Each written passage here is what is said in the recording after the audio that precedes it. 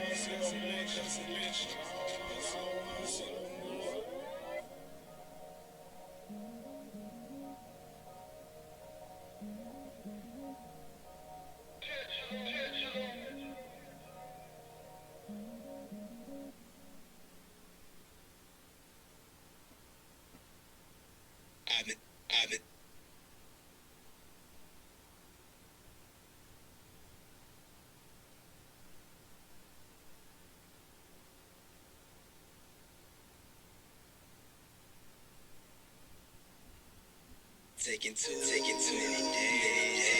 I'm trying to say. Welcome to the new displays. Push it down to fake check 'em head off.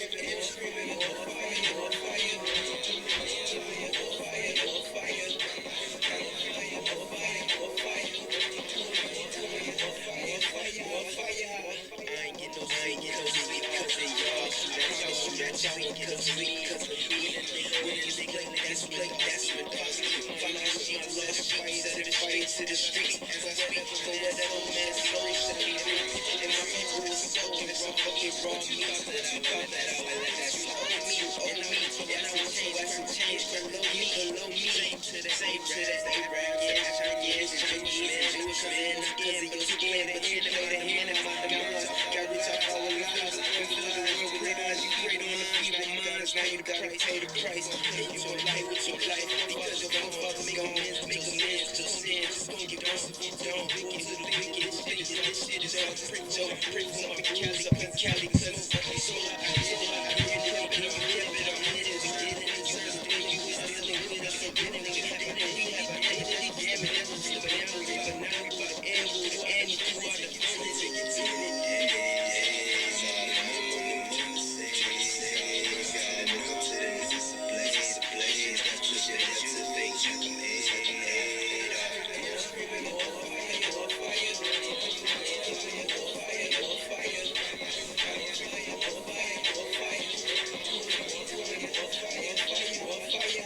More fire, all praise and most in the name of the most I can tell by your sweet words and your sweet advice like this. Fire, I know it sound like I'm losing it. I play the win like these kids that rap my gangs. They know they never did. Keep it real, more authentic than average. It's green with a cabbage. Better real niggas Jackson, cause it tell it how it really is the hero.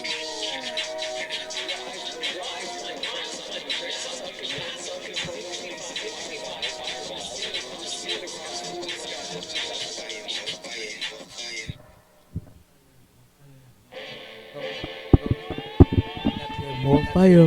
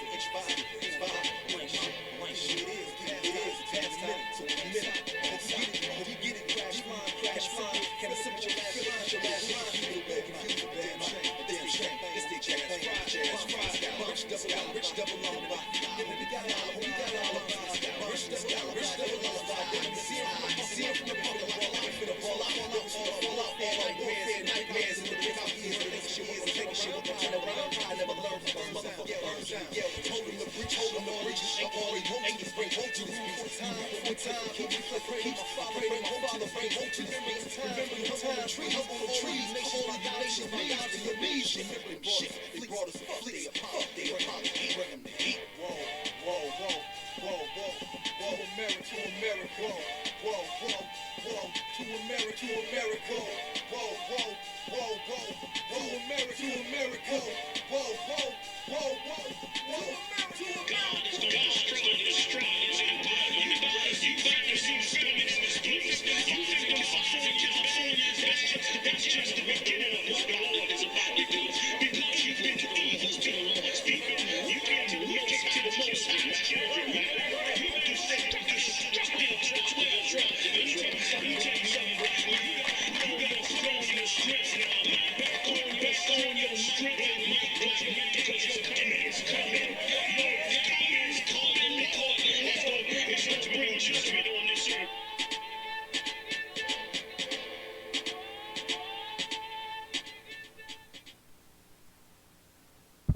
All right. Shalom Israel. We are back. I keep saying we back. Like we love. We back. You understand? Last week we was down in Chicago. Midwest Fire Weekend, man. We shot our show on the bus. You understand? It was a good one too.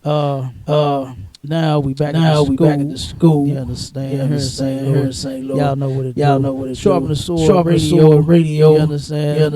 I am the host. Captain Gogaball. I.S.U.P.K. under GEN.YAHANNA. And I got my main man. Officer Cabal with me. On the ones and the twos. On the ones and the tizzles. You know, because we be having technical issues. You know. Am I flowing up? Yeah.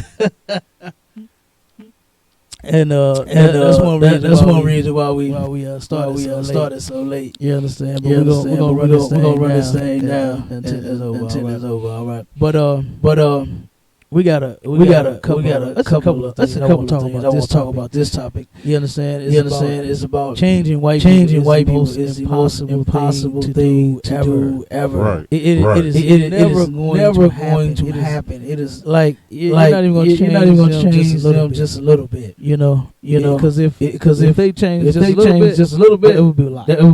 It would be a lot to us. And then guess what? Then the fact of changing would be possible. But as you can see throughout history, all of these hundreds of years we've been trying and begging and pleading. And you understand? All of these different things that we have been doing, trying to get them to finally just accept us as men. You know, accept us as women. We are people. We are human beings. You know, and one reason. Well, this ain't actually the reason for the show, just this morning. Clubhouse. You know, that's a new thing. I was on Clubhouse, and there was a room that said, "Come ask white people why they scared of black people." And of course, you know, some of the white people showing their true colors. But the ones that was trying to be more subtle and hide them, they were the ones saying, "No, come on, let's do this. We can change together." You hear me? It sounded real good. They're saying, you know what? It's been too long. We can do this. Come on, if we all come together. Racism. It will end one day. I was like, excuse me. That's something that should never end. Racism should never. The thought of ending racism should never end. And the reason being is because the meaning of the word. When we think of racism, we think of white man, pickup truck, American flag, Confederate flag, running you over, her line saying you raped her, or something like that. You know, hey boy, what you doing in my neighborhood, nigga, where you going? That's what we think of. That's what we think of when we think of racist. But racism simply means love. For your own people. And it was one brother on there, right? He was trying to convince the white people about love. And he shouted love 50, 60 goddamn times. He said, I mean, love is the way. Love is how we got to love one another. We got to love. Man, if you, I would to tell it, shut up. Cause love ain't finna get us a goddamn. Right.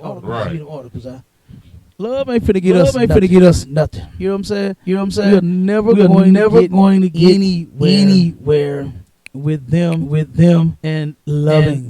It's just not gonna happen. It's just not gonna happen. We have been giving them our love forever. Since we've been here. All we want to master to do is just love us. Just a little bit. Asa, be alright. Do right. Asa ain't gonna do it no more. Asa ain't gonna. We've been trying that since we've been here.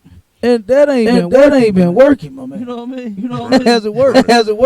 You listen to this. Now the white woman, is killed. This killed. One that was we can do this together, guys. Come on. Sounding like a teacher in a classroom, black students, kids is not paying her ass no attention. That's what she sounded like. For real. Come on, kids. Come on. We can do this. Get your homework done. That's what she said. like. But she turned around and said this. She said, you know what? She said. People. She said, you all need to express the things that you're going through, all of your sufferings. She said because you expressing yourself and showing people your suffering. That's what makes acknowledge and respect you. So I said to myself, so we gotta get our heads beat the fuck in by cops. Shot, murdered. We gotta get mistreated for someone to respect us. That's the same Martin Luther King theory. That's the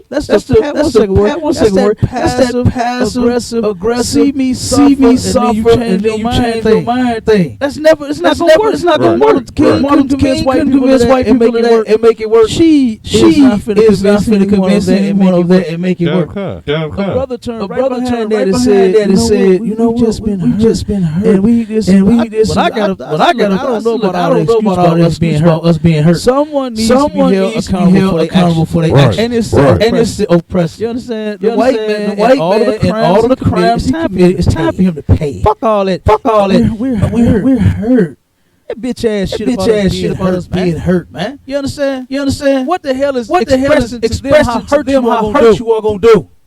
Nothing.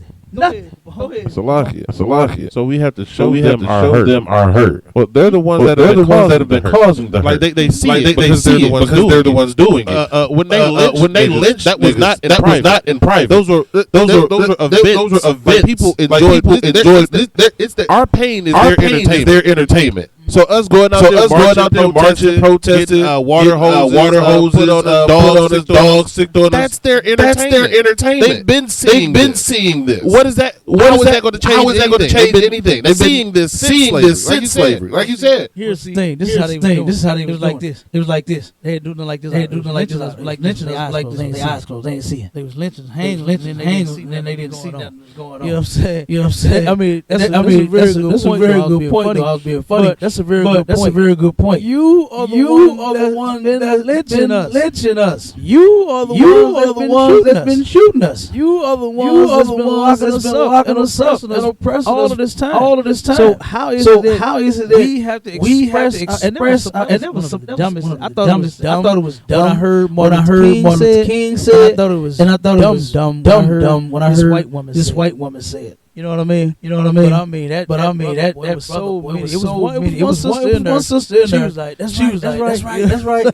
Sound like she was listening to UPK. You understand? But she turned around and she was in everything that I was saying. You know, about the people that has been oppressing us since forever. It is time for us to turn around and separate from them. All the good white people on there. And I'm just saying that being sarcastic was trying to come together, right? right, was saying, you know what, we just all need to come together. There is no coming together with a murderer. You understand? Right, like for instance, you don't. A lot of people like to say it's some good white people out here just because some are good hiding and faking it better than others. You understand? Just to get along on an 8-hour shift, or just to live across you in peace. Across the street from you in peace. That don't mean a goddamn thing. Because when it boils down, none of them are going to jump sides. None of them are going to say, I'm for the black cause, and I'm going to stand with the nakers. And when you got all of these hundreds of thousands of white people with their guns, millions of white people with their guns, that's ready to go with us at any time. And then here we are, we're going to stand there, and we're going to watch them come on this side. Not at all. It will never happen. You'll fool yourself. If you got some good white friends, some good white friends, you'll fool your goddamn self. Because guess what? Them as a whole, and they started interrupting me on my time. They was letting everybody go. But then as soon as I come in, and I was like, look, we need to separate each and every last separation is the key. Joining with them because we've been trying to join together with them. And how has that turned out? How has that gone for blacks, Hispanics, and Native Indians? It hasn't worked. It is never going to work. And guess what? It wasn't even meant to work. We weren't together. In the womb, and we definitely ain't been together. Slavery showed up ain't be together now in 2021, 22, 23, however long this thing keep going for Christ's return. That is one thing that never going to see change is them loving us. Never going to happen. Right. You know what I'm saying? And it's ridiculous. And I want to show this. To get to my point here, I want to pull this first video of a brother's most recent encounter with the cop. Okay. One second. Bear with me. Come on, you want to bring out the story real quick about the evictions. Bring that one out real quick. Because of course the COVID is we always updated on that COVID. It's up. Here in St. Louis. You understand? Like never before. More people are dying. More people are scared. The professionals. Right. They're scared. They're scared. Okay. Because of what's about to take place. Let me see. Hold on. Okay, there we go.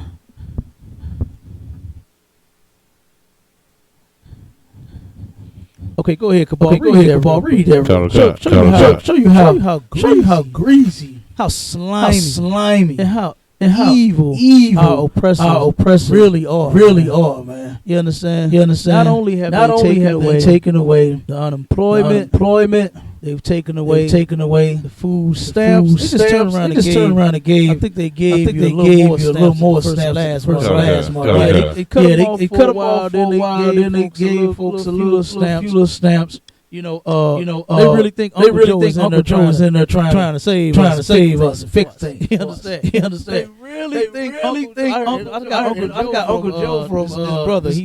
He just it was a brother. He called him Uncle Joe. I said, "Oh my God, he really think he's family or something." But they really think Uncle Joe was trying to take care of us, and help us and fix it by giving us stimulus package and food stamps, giving us a few extra. What was it, 600 on the unemployment?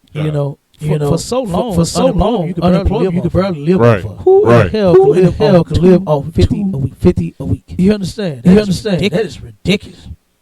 Your check, you get a 600, 700 to 1,000 a week, and then you go to 250. Right. One check ain't even gonna cover most two checks. Ain't even gonna cover most folks' rent. Okay. A small one bedroom apartment here in St. Louis could run you $5,600. You know, and you only get $250 a check. Right. Then you gotta pay your other bill.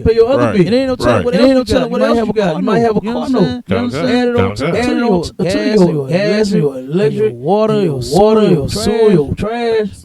You know, come on. God forbid you was stupid enough to have kids. Oh man, you mad? Because you was making money before. You had the means to take care of them before. Yeah. But you lose that. Oh, now you're a horrible person for having children because you broke. Yeah, they blame us. They blame us for everything. They blame us for every damn thing. We are the cause for all of our suffering and our suffering. You know what I'm saying? And that's ridiculous. But now the eviction back up on the list. They had took it. What was that? Was that December? Was that December when they pulled it? When they lifted it up. That was December when they lifted it. And then they stalled it again for just a little bit. And then now we're gonna read what they planning on doing now. Go ahead, read it. Moratorium. Go to technical issues. I was talking about moratoriums. They mean thousands of evictions for Missouri. Let's see. Okay, the moratorium said ended for thousands of Missourians, man. And you know it's talking about our people in the city here. Right. Keep going. Across Missouri, thousands of families face potential eviction with the expiration of federal moratorium in September by the U.S. CDC. How many you say? Thousands. We're gonna find out just how many thousands of people that's facing that. Go ahead, Doc. In St. Louis, the sheriff's office handles court-ordered eviction. Sheriff Vernon Betts said 126 evictions have been ordered and are just waiting for the moratorium to end. His office plans on enforcing about 30 evictions per day, starting August 9th. Look how evil that is, huh? That is evil as hell. 30 evictions a day. You know what's been, and that's what's so sad about that is that now it's actually against the law for them to sit your items on the sidewalk. They are actually supposed to turn around and do away with your items. Either scrap them or put them in a storage or something, and charge you for the storage. They got some type of way they can't leave items outside on the street anymore. Right. And guess what's going to end up happening? They gonna end up hauling people's things right to the trash. It's gonna be a mess in the city of St. Louis. A big damn mess, man. And it's completely avoidable. The white man does not want to avoid it. Why? Because it's you. Because it's you. You got. Did it say how many people yet? We get into that. We get into that. I don't want the number. I want the article to say it's coming. It's coming. Okay. But they got thousands of people. They talking about doing 30 evictions a day. Right. Oh man. Good night. It's bad. You thought COVID was bad. The eviction is going to be worse. Right. You understand? That don't make no sense. Remember that article that we read that we had did where the sister and her family about to get set up. You know what I'm saying? And how the landlord had changed the locks on them. It changed the locks, turned off the heat and the hot water and all that. Like, man, come on. You understand? Like these people. That's ridiculous. You know, to turn around and turn off the water on these people. It's a pandemic. What can you do? Turn off everybody water. Turn off everybody lights. I don't even see why everything just don't halt. Just stop until everything gets in order. And people are dying from the disease, and you're able to go in establishments and businesses, go spend money. That's all they worried about. So just wait. But they can't do it. They are not going to do it. They would rather have the building empty and get no rent versus being a pandemic and then you being in there and not paying rent. What is the difference? What is the difference? You ain't getting no rent. Right. You understand? You ain't getting no rent. But they would rather you not be in it and them not collect rent rather you sit in there because of the pandemic. No, not on me. You understand? That's what they say. Not on me. You're not. That's ridiculous. Go ahead. I keep reading. Quote, once the moratorium is over, I'm thinking it's going to be Katie bar the door. Bet said. The CDC moratorium was initially scheduled to expire at the end of June. The Biden administration extended it by 1 month. The administration Thursday said it would allow a moratorium to expire this time, arguing that its hands were tied by the Supreme Court ruling that made it clear further extension wouldn't be allowed without congressional authorization. More than 13,000 eviction cases have been filed against tenants in Missouri. It's like in Missouri's metropolitan area. More than how many? 13,000 cases. 13,000 cases. Come on, now where's the love? Where's the love for poor people at? Huh? Where's the love? Where's the love for poor people, man? They have been struggling in this place all of these years, paying all of your high every bill, rent, your high mortgages, your high gas, your high electric, your high groceries, your high gas for your car, your high pack of bubble gum. Gum went up. Oh, cattle. The big packs used to be 50 cents. Now they $2. You understand? Come on, man. Poor people have been suffering and dying in this place. I mean, at each other's throats because of divorcing, because bills. Can't get along because of families couldn't even stay together. I know some families that broke up bills. Go ahead. These are just 13,000 cases. That's not the people. Because that's a case. That means one case. One family. Absolutely. That one person and all their kids. Mm-hmm. That's 13,000 of those. So you know it could very well be way more than over 30,000. It's just St. Louis and Kansas City that they count. Absolutely. That's it.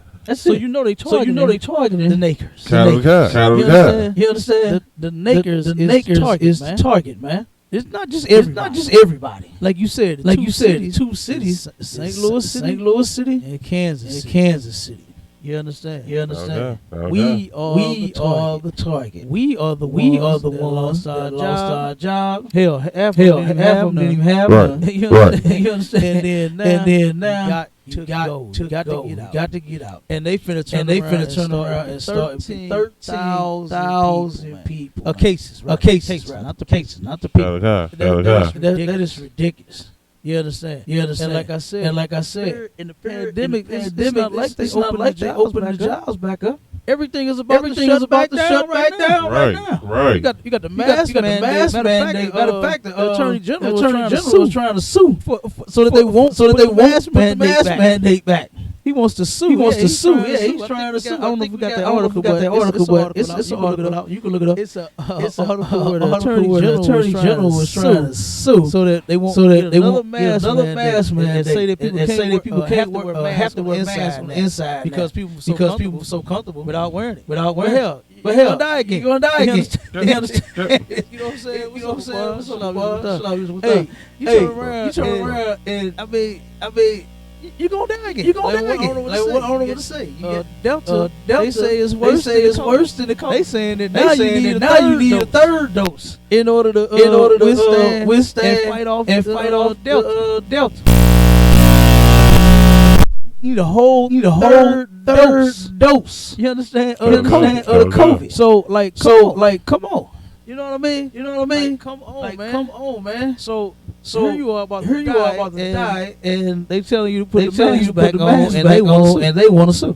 Like that's ridiculous. Man. You understand? Everything about they were totally unprepared for this disaster. Right. And now it's showing. They had so many people, nurses, doctors walked out on their jobs here in St. Louis. They turned around and said, "You know what? You're not giving us proper PPE." You understand? So we're going to turn around and don't confuse that with the PPP. So everybody was scamming. I ain't talking about that. You understand?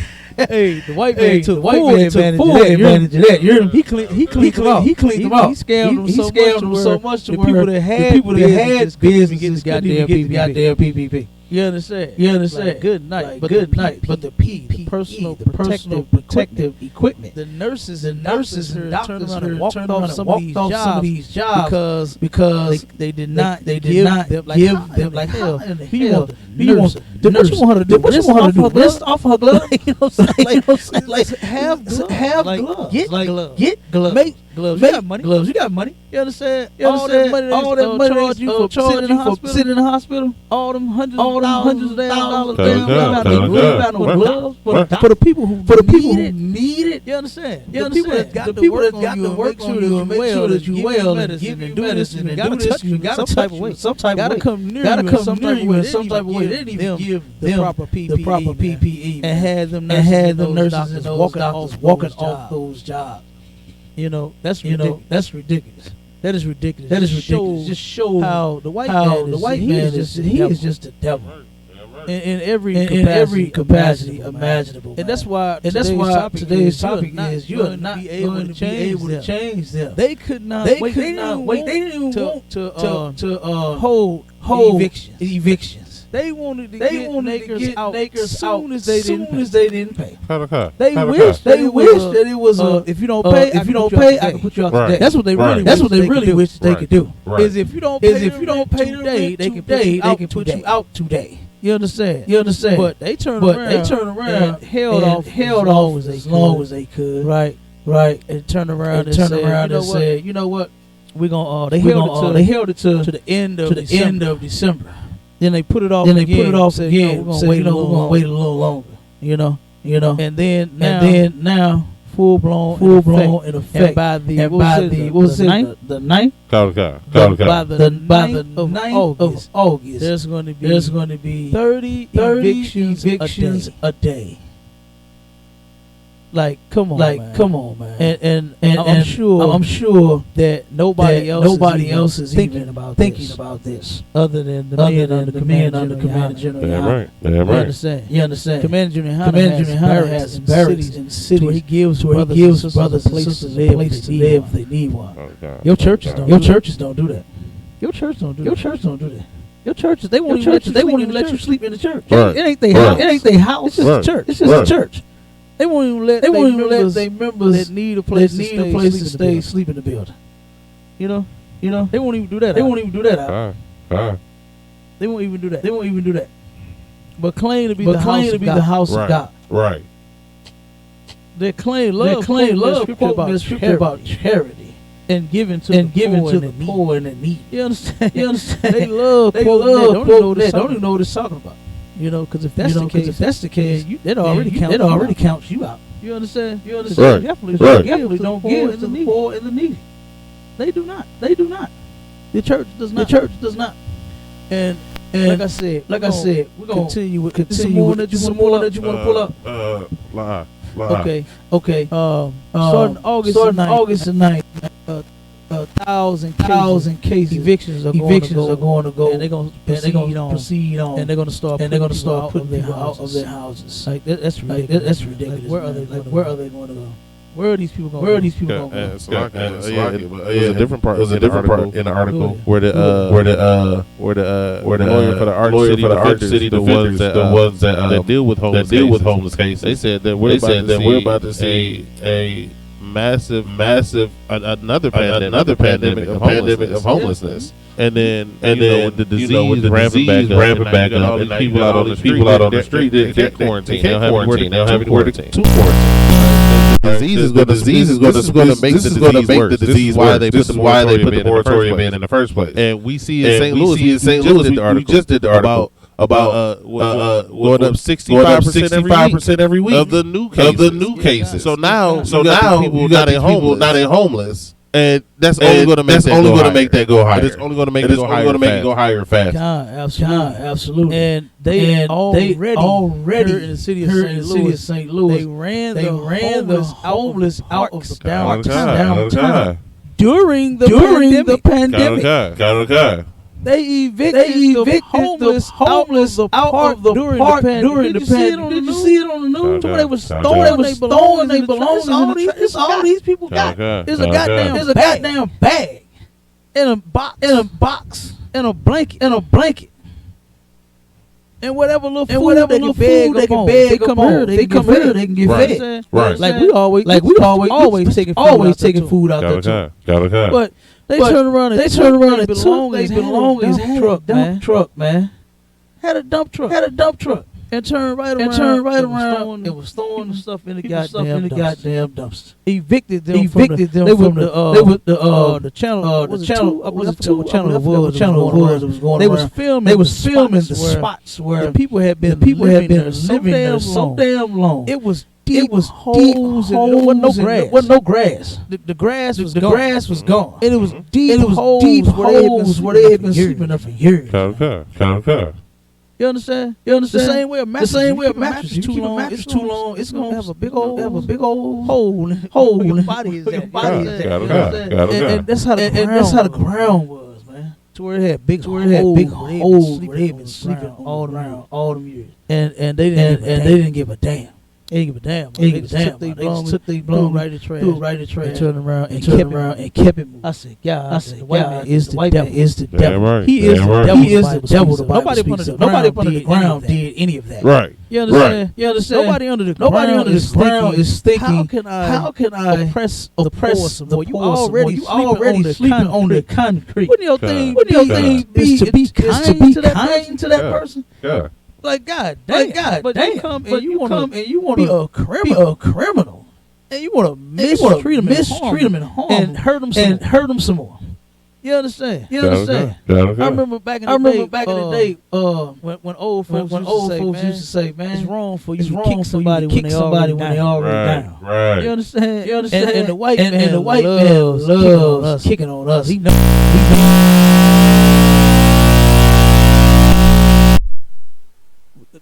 Hey, he's kicking us while we down. You understand? He can't keep his off of us, man. He can't keep his knees out of our George Floyd. You understand? And the other brother in California killed him. You understand? I forgot his name. It was Ishka, Mexican brother. That they killed out there. Same goddamn way. Laid on his damn neck, had to knee her for about 5-10 minutes till he couldn't breathe no more. You know.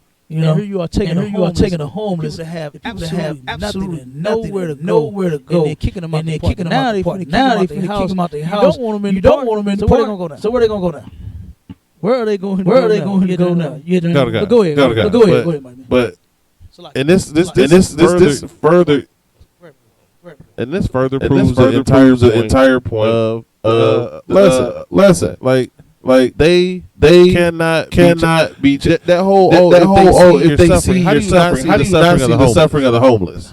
Like if that would actually change our oppressor, there would be no homeless. If our oppressors seeing your suffering would make them have some sort of feeling, there would be no homeless. The fact that there's homeless in the richest country in the history of the world. There's more abandoned buildings than there are homeless people. Like you can still have abandoned buildings and have every homeless person in the house. That's what I'm saying. It's in the building. So them seeing your suffering isn't going to change anything.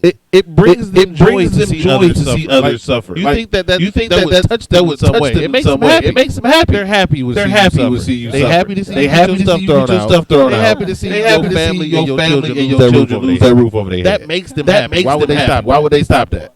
Exactly, man. Exactly, Like man. you said, if seeing the sufferings of us is going to change, then hell, when you walk downtown, shopping, eating, enjoying time with your family, you see, you have no choice but to see the homeless. I mean, you ain't got no choice but to see them everywhere you go.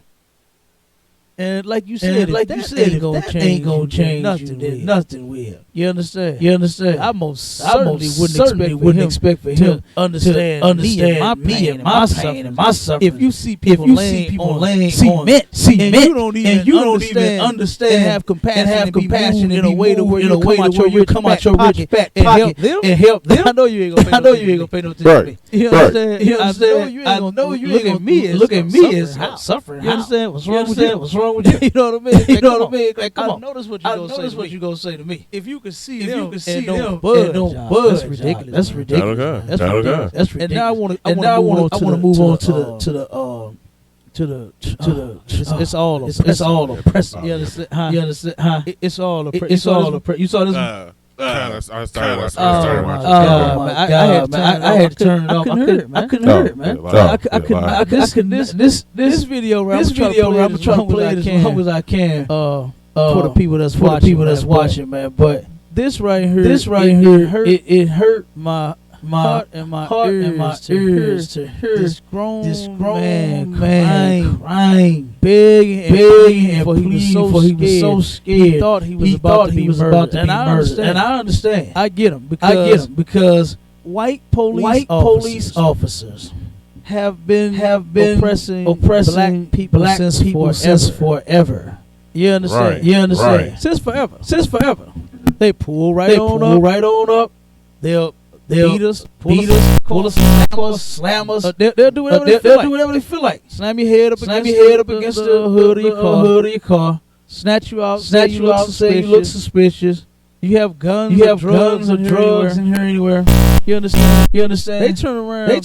And they had a brother. I think I got that video too. To where he showed the cop throwing the dope in his car.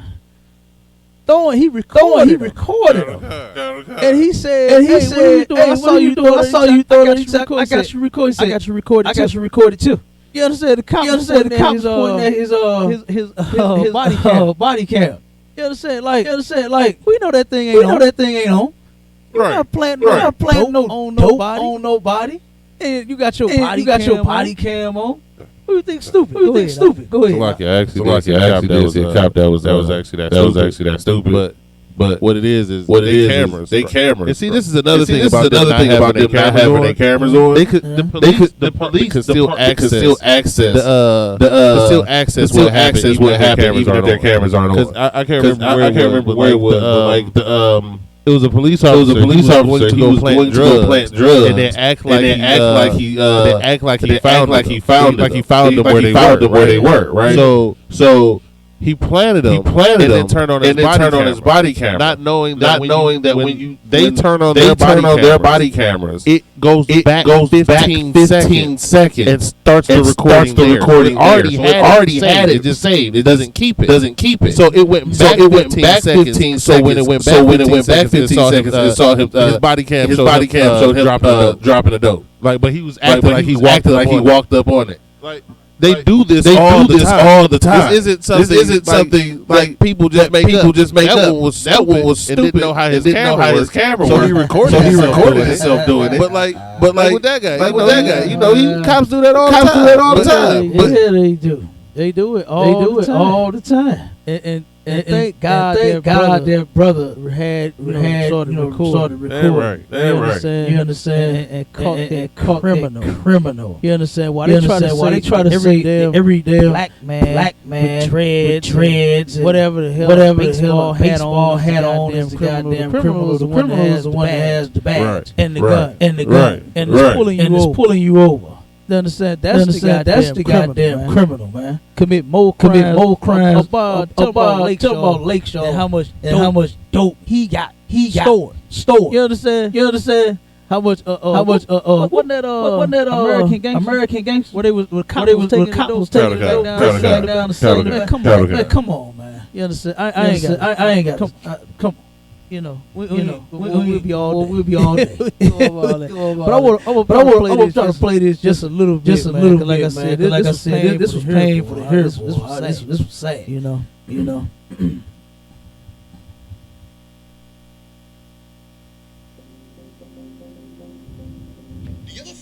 One other thing that's sad. All these goddamn pop-ups. Hey, that is sad. Boy, here we go.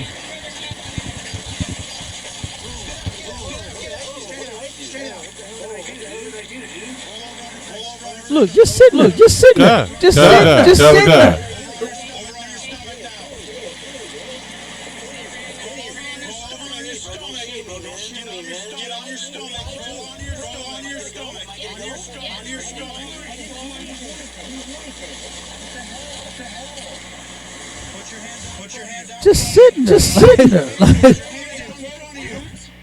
Look at got the gun to his head. For what reason?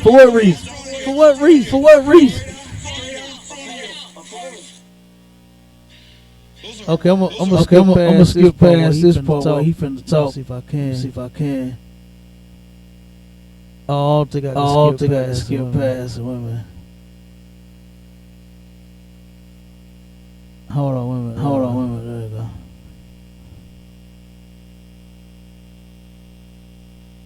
Okay, I'm trying to get back to the video. Hold on one second. Okay, here you go.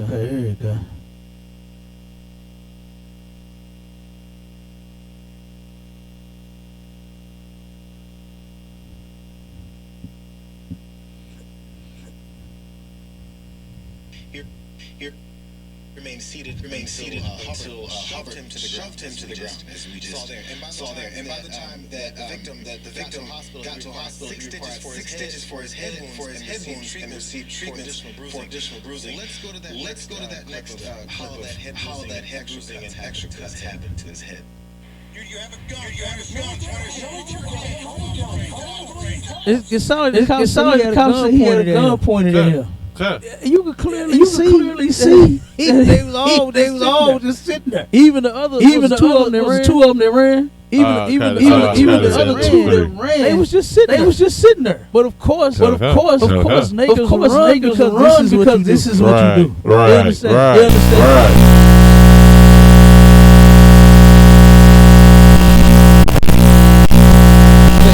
Second, everybody. Well, we got to figure it out. It ain't always that black man is out selling drugs. He's this and he's that. They're sitting up under the shade tree. We're known for doing that. The white man is known for getting out in the sun, trying to get dark. And niggers is known for getting out of the sun. We don't like all that. You understand? And sitting up under a shade tree. Look, the white man is such a devil. Right down here, down the street. What's it about? 3 blocks from here. Right in front of the liquor store. Brothers used to sit across the street, up under the tree, on that little small. On that small little lot. Right. The white man came ran them off the lot and cut down all the goddamn trees.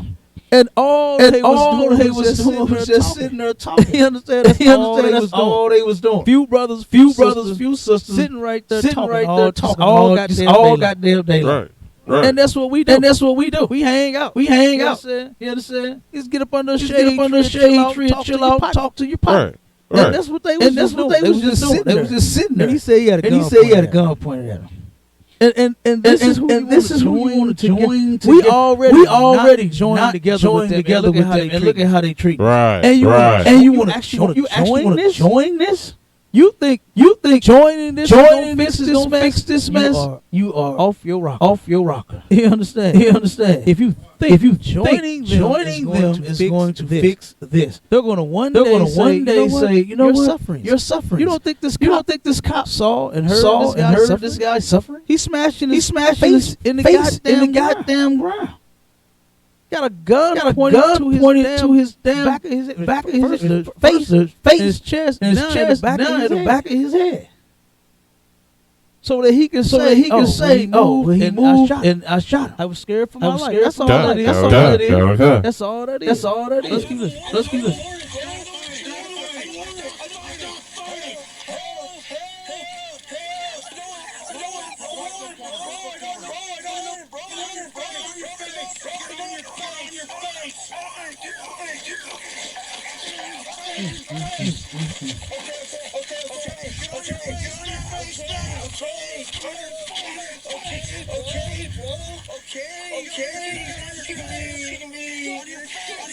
You see him hitting him with the pistol.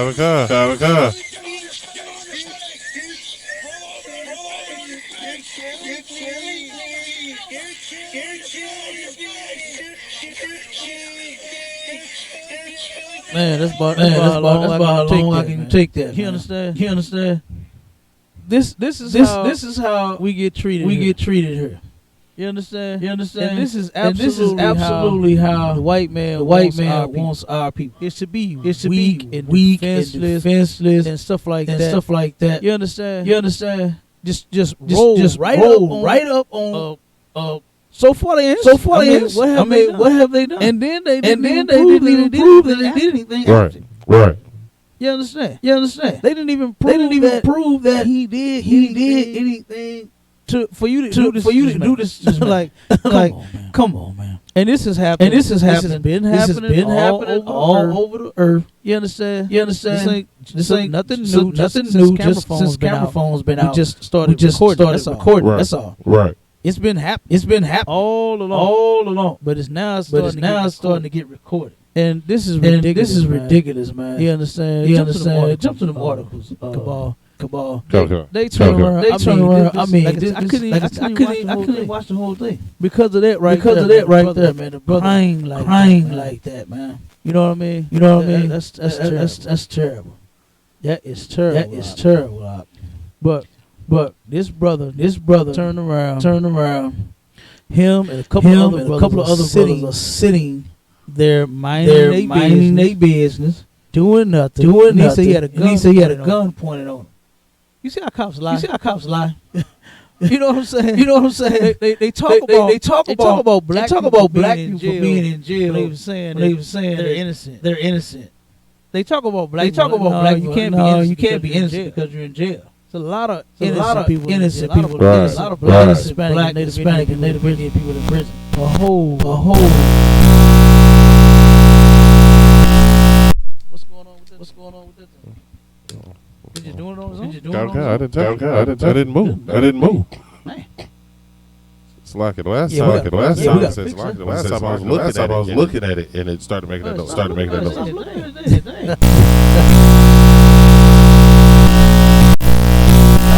Stop looking at it, brother.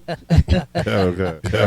Oh man. But it's all good. The white man is the devil for the technical issues that we have. Right. You understand? He is the author of confusion. You understand? Yeah, right. It's confused. So we have an excellent show in there. You understand? We're just gonna blame it on the devil. I ain't talking about the one that Christians say that's up under the ground. The one that they stomping under their feet. Meanwhile, they stomping and beating on our brothers and our sisters. While you sounding and looking ridiculous, talking about stomping the devil under your feet. This is what's happening to us on a daily basis. We get stomped out. The brother really thought he was about to die. You understand? You innocent. You didn't do anything wrong. You got them just jumping out. What they call the jump out boys. They jump out their vehicles to see if they had something. They didn't have anything. They didn't do anything. He lied and said he had a gun pointed at him. If that's the case, he would have yelled gun and shot him. Drop the gun. He said that. Drop the gun. But he didn't. He said turn over on your face. You see what I'm saying? So you know with no pistol involved. Because you'd have been saying drop the weapon. That's what you've been saying. If he had a gun on him. Right. They are the devil. And which one of these are you gonna trust to say that? Oh, they're not like this. Oh no, my white friend. No, they're not like this. They're not like this. You gonna say that about a white friend? Heard the sister say that. One of the sisters on that club room I was in earlier. Talk about her white friend. I was just talking to a young brother about 2 weeks ago about his white friend. He had said to me, he said, man, I don't dislike white people. He said, I just hate racist white people. I said, which one ain't racist? You know, I said, you do know the definition of the word. The word racist means love for their kind, right? He said, I ain't know that. That's what he thought it meant. You understand? That's the thing. You know. And he turned around.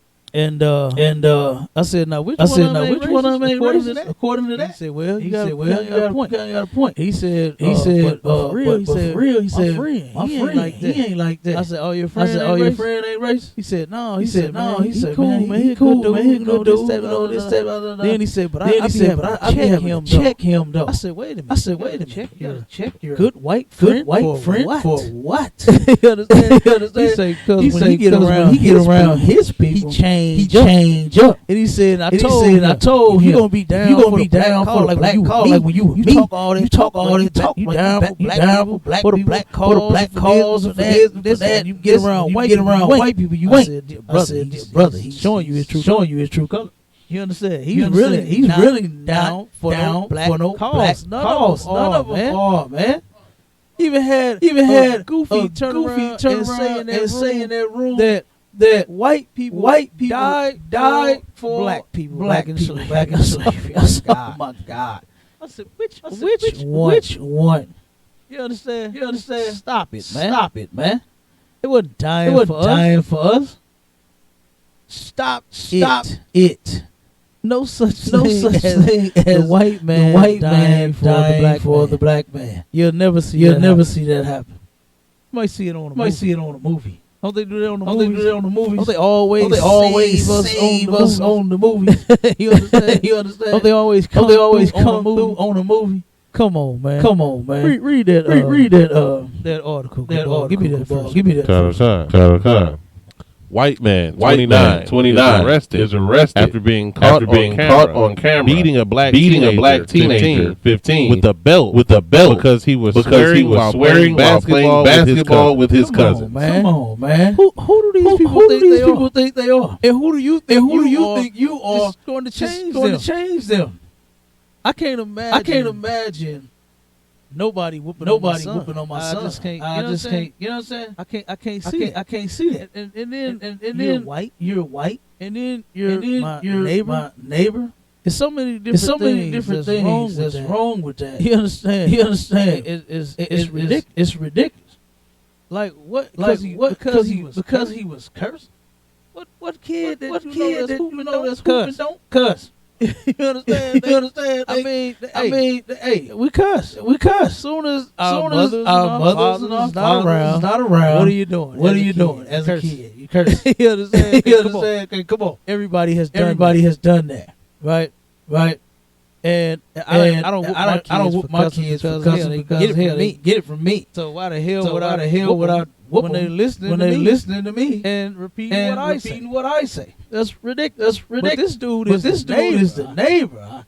This cat is the neighbor, man. And whooping him because he probably hit him with 3 point and a dunk. You know what I'm saying? Probably hit his cousin with an ankle break. You know what I'm saying? Ain't no telling what he was out there doing. Probably was clowning in his backyard. And here's this devil come and whoop this brother with a belt. Man, please.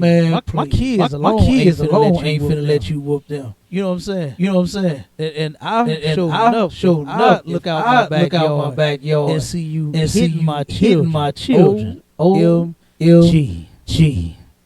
Good night. It's gonna be over. It's gonna be over for that person. Yeah, right. Go ahead, keep reading. Okay. A 29-year-old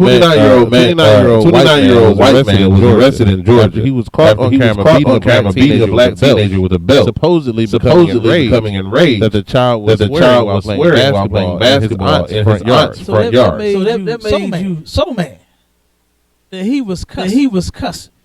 What it is that they absolutely hate us. And this is the point that I'm making. You're never gonna change them.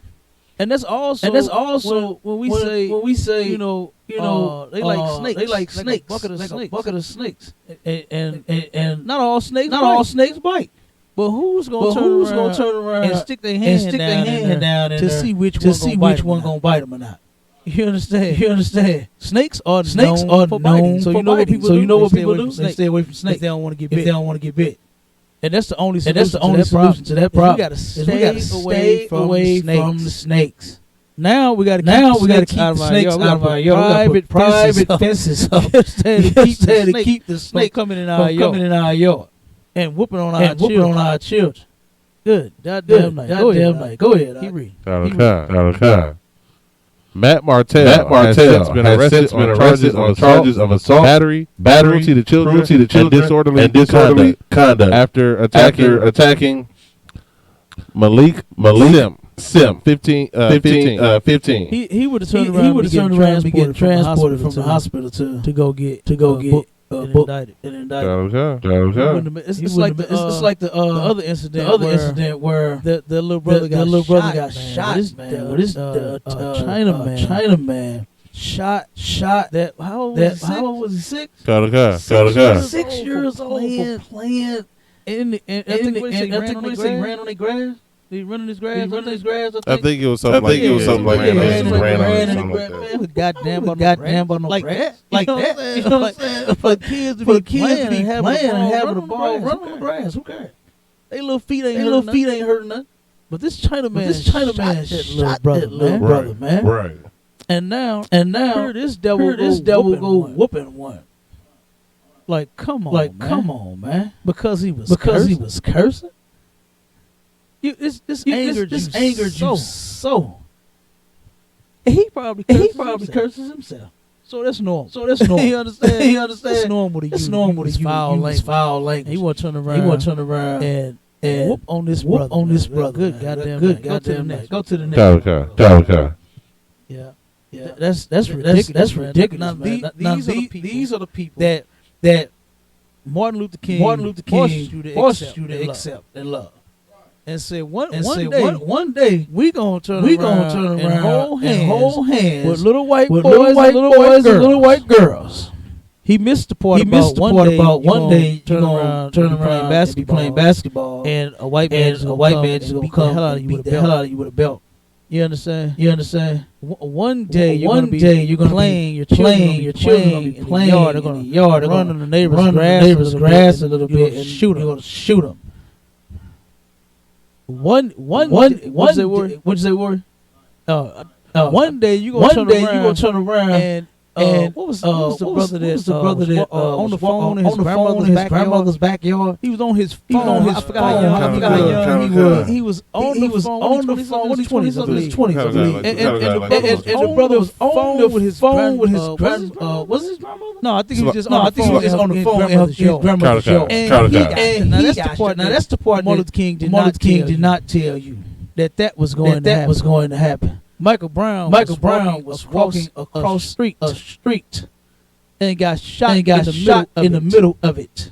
That's the part Martin Luther King did not tell you. Trayvon Martin was going to get his favorite little snack, some Skittles and a goddamn drink. What was the Arizona? Yeah, the Arizona tea. And he ended up getting shot. That's what Martin Luther King did not tell you was going to happen. White people were going to work tirelessly to divide our families.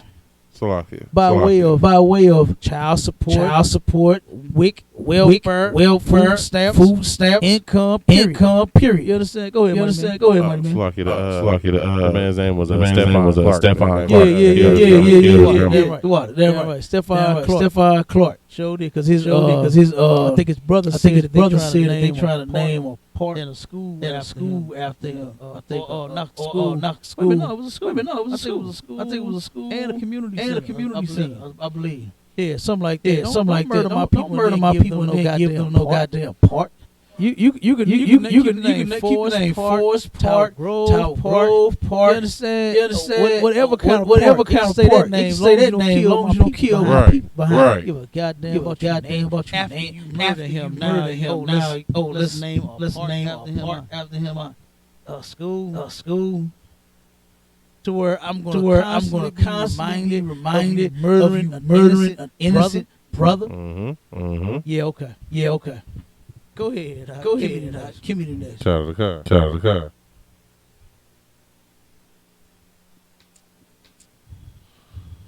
White woman harasses black selling hair products. If she sells dealing drugs.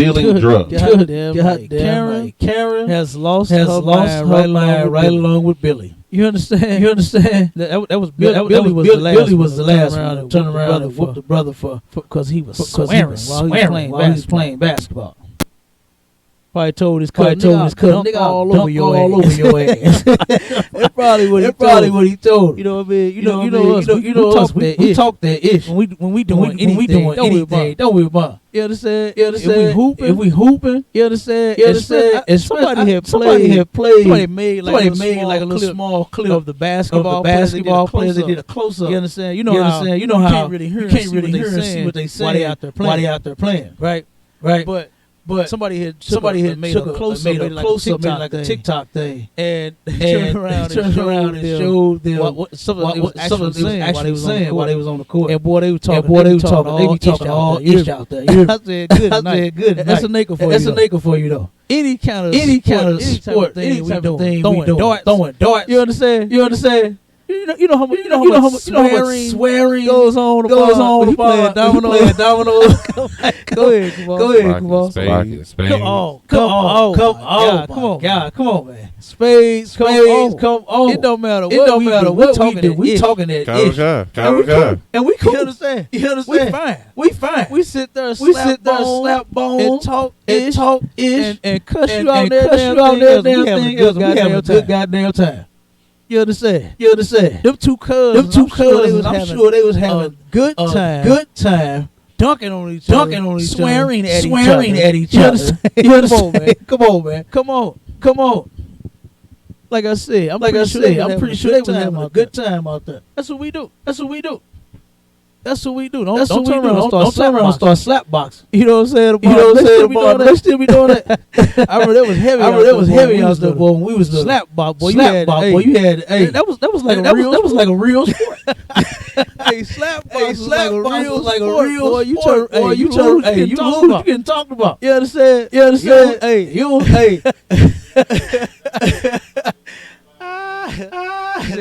said what? Hey, come on, man. If you don't get in there and slap his ass, boy, you gonna get talked about. I'm telling you. You better get in there. You better slap. That was a straight sport, man. But that's how black people are. See, that's the thing, man. This is why we don't need to try to join nobody but each other. We can relate. You know what I'm saying? We can sit down and play spades, dominoes. What they call them, bones. You understand? Slap box, slam dunk, whatever. And talk as much until the game is over. And we'll still be cool at the end of it. You just lost. You understand? Don't turn around and start shooting no dice. From the start, whoever picked up the dice first is talking before he even roll them. You understand? He's telling you how he's finna break the bank. You understand? He's going to break your pockets. You understand? He's finna hit you up for all that. You know what I mean? Like, come on, man. But they hear us, and then now he go get a belt. Come on, man. That's ridiculous. And now Karen is accusing a sister of selling drugs. Come on, read that. Okay. At this point, we're all aware At this point, we're all aware that Karens are going to Karen. And the latest case, Karen's doing Karen things. A white woman in Sacramento was caught on video harassing a black business owner. A black business owner. Right. It wasn't just regular black woman. Owns a business owners in the white community get a little respect for them owning a business. But not her. You understand? Not her. Go ahead, Cabal. This is the whole point of this. These people will never change. Because guess what? Most lynchings were done to who? Not criminals. They were done to business owners.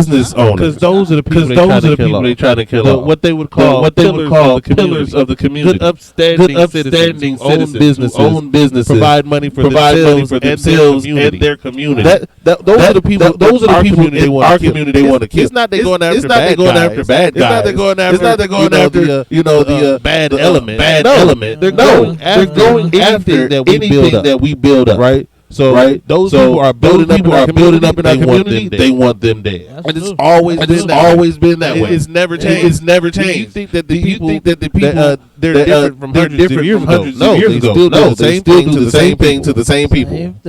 Same people. And that's another point that I made in that clubhouse when I got the chance to speak was that they are not doing this to everybody on the earth.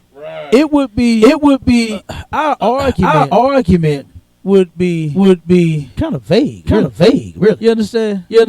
And damn near like obsolete. Nobody would even pay attention. Period.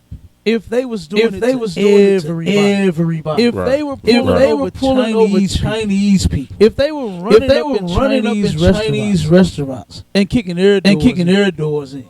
Right. For the crimes that they actually commit. If they were kicking Arab gas stations and chicken joints for the crimes that they actually commit, then guess what? It would be extremely tough. But they're not doing this to everybody. They're not just picking on every people. You understand? They are doing this to blacks, Hispanics, Native Indians. I'm not saying they don't have beef with everybody else. Oh yeah, China and the white man right now is at war. America and the Arabs is at war. You understand?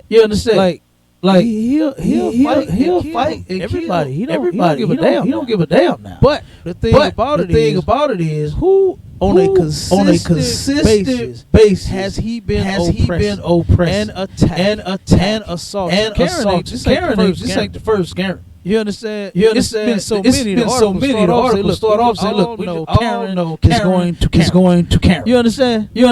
White people are going to do what white people do. That's harass black people, man.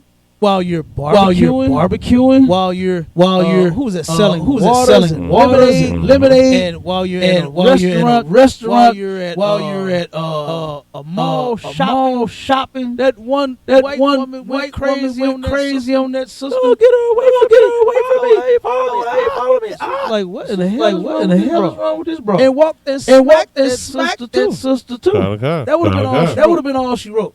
It wouldn't have been get this woman, you understand? And all of that. No, she got knocked the hell out. That she'd have hit me. You understand?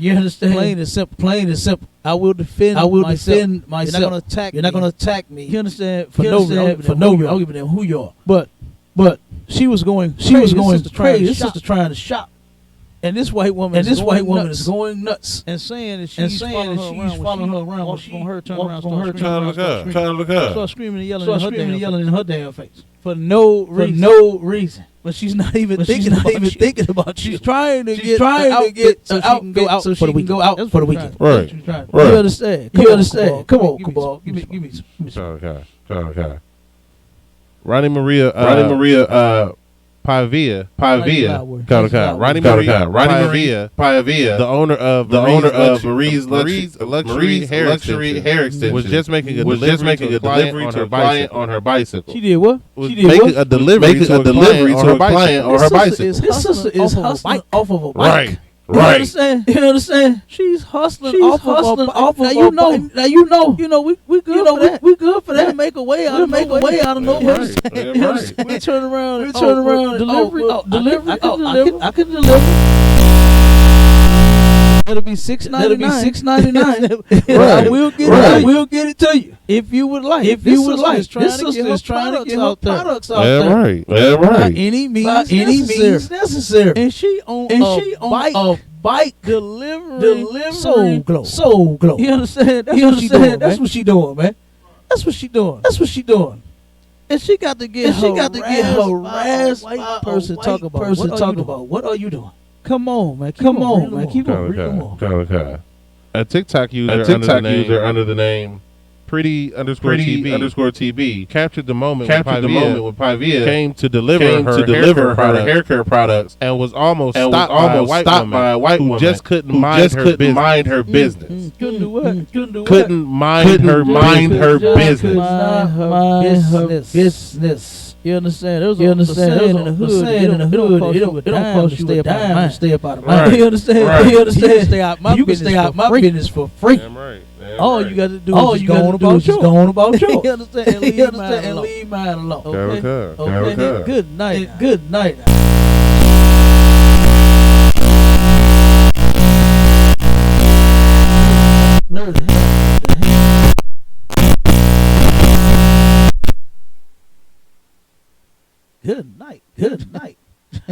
But like I said, you turn around. They cannot mind their business. Why? Because it's you. You black. You understand? You're a naker. They do that to everybody. I'm sure Chinese stay in that neighborhood. Sure you got to stay in that neighborhood. It don't bother them Africans. Don't bother them Hamites. But they all gonna stop this who's selling soul glow. You understand? And turn around and hustling off of a bike. You can't tell me that she's not an entrepreneur. You understand? She's an entrepreneur. She bought her business. Okay. And you turn around and stop her and ask her if she's selling dope. Like ridiculous. Go ahead. I keep going. The video shows Pavia approaching the customer, but a white woman comes and says she's giving her a heads up that it looks like she's doing a drug deal. Good. Paiva tells the woman to call the police if she's doing anything wrong, and informs her that she is a homeowner in the area who pays $50,000 a year in taxes. She paid what? $50,000 in taxes. This sister got some paper. Right. You understand? This sister got some paper. Who the hell are you to come over here? Talking about she's selling dope. You understand? This sister's too legit to quit. MC Hammer still out. She is too legit to quit, man. And here you are, rat. She goes to the customer, talking this nonsense. Hey, I think she sells drugs. You gotta watch her. Call the police if she do. Like, come on, man. Like, boy, Karen should have got her ass slapped. So you walked up to the person that called her over here? You could walk up to the person that called her and tell her to watch out. I called her. I called her. What are you talking about? Product. Not no dope. She's a home business owner and paid $50,000 a year in tax. You understand? Good. Goddamn night. She lives close enough to your neighborhood to have ridden a bike over there. She sells hair extensions. It's not sweating out they weave. Bike ride was not that long. Right. Like. Yeah, no, I live over here. This is where I. What am I doing over here? Living here. Right. And that goes to show you that Even your money ain't gonna Right. It's gonna change. She can turn around and check her from sun up to sundown about everything she do. You know what she's going to give? Not a damn. You understand? She'll still stick to her story and say, I think she's selling drugs. How can she pay $50,000 in tax? She gonna turn it around some type of way. It's gotta be drug money. It had to be. It had to be drug using to pay the taxes. She has to sold drugs to start the business. It's gonna be something. It's gonna be. She ain't gonna just say, you know what? I'll shut my dumbass mouth and I'll leave you alone. It ain't gonna happen. That ain't gonna never happen. She gonna turn it around on that sister some type of way and say, you know what, I'm right, and I'm going to prove. That's what she gonna say. That's what she gonna say. Karen's gonna prove that she right for harassing that sister, man. Like I said, and our people think, you know what I'm saying, that moving into their neighborhoods is going to turn around and somehow make you exempt from their harassment, from their oppression, from their mistreatment, from their prejudice and racism. You understand? So somehow it's gonna free us up. And guess what? That's never gonna happen. That's never going to happen. They're going to be the same evil, if not more. It's a more Nurkabah. Go ahead, read. After showing the white woman the hair care product inside of her bike's basket, the woman can be heard telling Paiva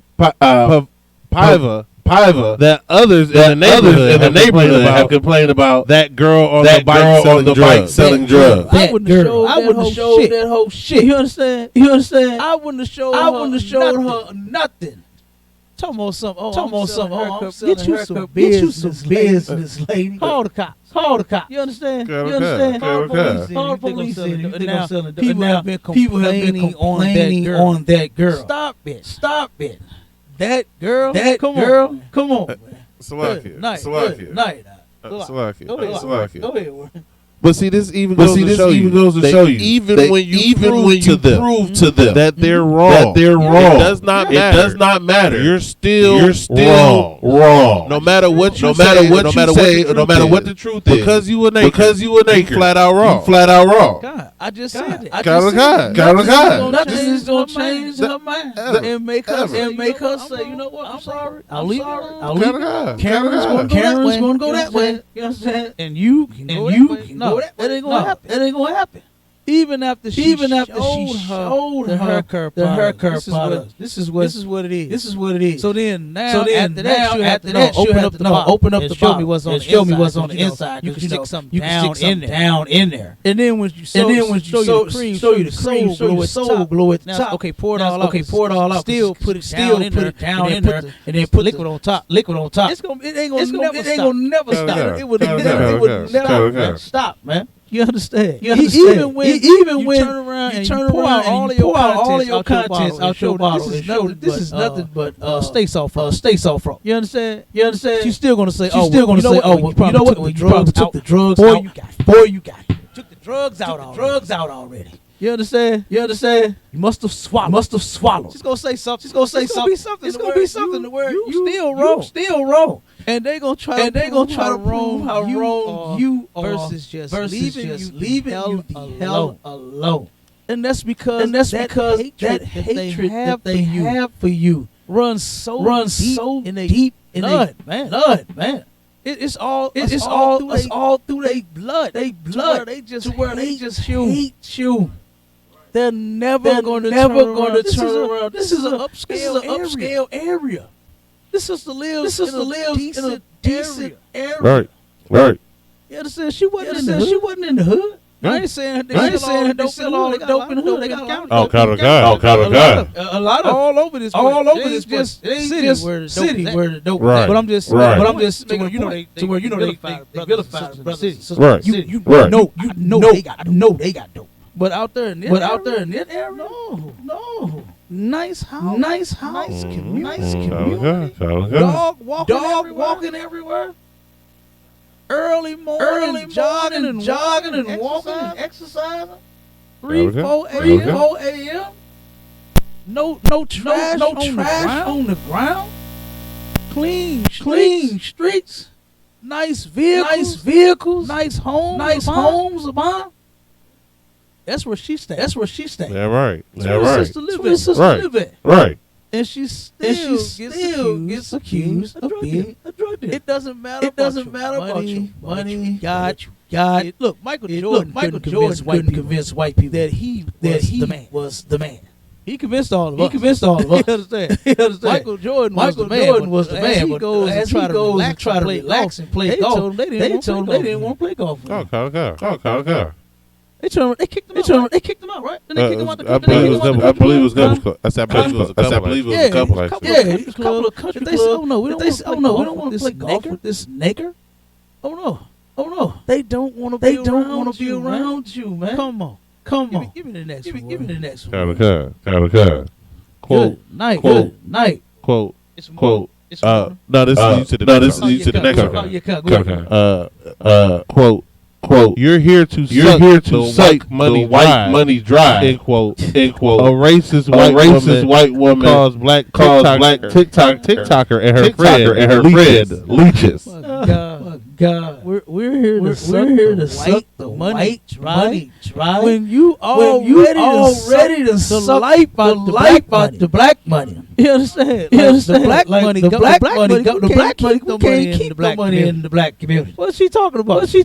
Go ahead, Kamal. The white money came the labor and the tears of black. Your money is our money. What are you talking? You got the money. What are you talking about? Come on. And then we ain't earning enough. Right. You're not even giving us enough of our money back that we working for, that we laboring for. You underpaying the hell out of us because they know they plan to keep it all in their pocket, man. You understand? That's why so many corporations are making billions of dollars a year and only paying their employees minimum wage. Like the billions, the interest that billions of dollars collect is paying the damn minimum wage to where the money is still in the bank. Their money ain't getting touched. Their money is not getting touched. What is like 10% on the bank? Is it 10%? How much percentage you get back? You get like a person like you. I know it's small. It's a couple like 2%. It's something like 3. But I'm saying, they get how much is it? Is it 10%? Depending on how they do it. But I know it's higher. 10 about 25. 25 up to 25. Good. Nice. I know our percentage is like 3. You understand? Small, very small. You understand? Very small, but very small. I knew it was high. I didn't know it was that high. But Verizon gets tax refunds every year. Good. Nice. Verizon is the richest communications corporation in the country, and they get a refund every year. Like they count on cut. They get refunds. Count on cut. Like that's like no. When I say it's like about 25. I believe. I was just goes right along with what I was saying the other day. You know, when they were talking somebody talking about the government making the oil companies do this. I said, what you don't understand. The government doesn't tell the oil companies what to do. The oil companies tell the government. Verizon doesn't tell. Verizon doesn't get told what to do. They tell them what to do. So they get pretty criminal amounts of money back. Good. That's ridiculous. Yeah, but that's what I was saying. Like I said, I know average banker percentage is real small. But damn, I ain't know that Verizon was getting taxed. And then if we make too much money, you get nothing back. You get no tax return when you go over a certain amount of money. Like good night, good night. Then Come you on. subject to Right, own. right. You subject to own. own, man. Come on, man. Like the white man, Like the white man is the devil. Damn right, damn right. He is the Devil, devil, man. Good night, Good night. Go ahead. Okay. On Wednesday, a black TikToker at Stella Bells posted a now viral video that shows a white woman in Canada telling her to go back to her country. The black woman who posted the video saying in the comments that she is a Canadian immigrant. In the video, Stella Bells calls a woman insane and racist. She also tells the woman that if she can't find a job, it isn't her fault. The woman responded, "You're here to suck the white money dry." You're here to suck the white money dry. Salaki. Good. Go ahead. So you can't find a job. First of all, this should go to prove racism ain't just here in America. They hate you niggers everywhere you are. Even in nice and peaceful and all that. Drake Canada. They hate you niggers there too. And guess what? Everywhere else, just like in the United States, when those Edomites and their economy start to go under, you're the first scapegoat. They can't find a job. So you must be the ones taking it. We ain't got no jobs. We ain't got no jobs either. We out here in the same line as you talking about. Oh, you took our job. We ain't took nothing. Good night. And that's the thing. They cannot take the blame for anything. Everything is always everyone else's fault. You did this to us. You are the most powerless group in the country. You have no protections under law. You have no rights that anyone respects. But somehow you manipulated the system to where now you have all the advantage. The police still beating us and shooting us in the street. Yeah. But somehow I got enough pull to make sure you don't have a job. Yeah, makes no sense. None whatsoever. Makes no sense. Like that is ridiculous. Now she's a TikToker, man. And sucking up all the money. On TikTok. Sucking up all the cash. Good night. Go ahead. There's a little more on that. Or you can jump to the next one.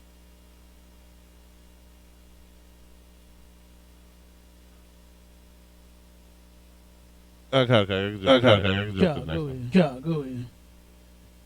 Good night. They are ridiculous. Viral TikTok shows black woman being made to empty her purse and prove she didn't steal at a jewelry store. Here it is again. You know what was funny?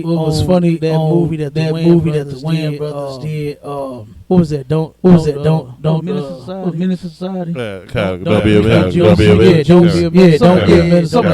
Don't be a menace. To where they went into that grocery store, convenience store, with the Chinese people. When the white man walked into the door, it said. Ding ding ding. when the brothers walked in, it said, "Nigga." You understand? And they turned around and was stalking them brothers. The Chinese woman kept going around to the brothers saying, "Hurry up and buy." You understand? They had they got the cameras pointing in every damn stores, right? Watching you. Okay. Everywhere you go, every aisle they are watching you. Right. And they did that on that movie. They kept walking around. Hurry up and buy. She was in the freezer. The brother got an ice cream out the freezer. She in the freezer. Hurry up and buy. Freezer. You understand? Get out of here. The white man, the whole time pulled out a big potato sack bag, filling it up, throwing the stuff off the shelves. You understand? And as he walking out the door with the stuff he's stealing, the Chinese man said, "Oh, you dropped something." He gave it back to his ass. Now, meanwhile, the thief is the one that you actually ignore. Right. Because there's a nigger around. And guess what? We are the ones that they hate. This ain't just people just not criminals. They're just not. I'm not saying no black people steal. I'm not saying that has never happened. But what I'm saying is black people are not just commonly thieves. You understand? We've been oppressed. So sometimes our people to survive, they think that's the only way. You understand that they had only choices they have is to go and take what they need. But if they would come here, all of us come together, you'll be able to get the things that you worry about.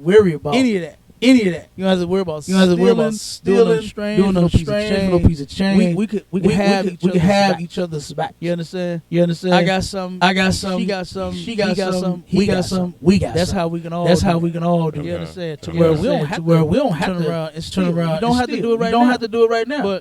But this sister was made to empty her purse. Okay. And you know they don't do nobody else. Right. They say you drop something and let them walk out. That's a lot. The reason we do that is because of wanting to join with our oppressor. Because of wanting to get along with our oppressor. Because what we start doing is we get in those situations. We look around and say, well, what's working? And we see that our oppressor is running everything. How's he doing it? By stealing. By being a drug dealer. By prostituting his women. We start doing these things. We start acting like our oppressor. We start wanting to be like him and do things he does. And want to join in with him. That's where you get black people steal. Yeah, we steal. We want to be like him. We're engaged. We want to be like him. How do we run the streets? Well, we see that the mafia. So how about we act like the mafia? How about we take on these Italian names? Every other nigger is a guy. You know what I'm saying? And imitate them because we see that work. So that's why I feel sorry for my people when they do that.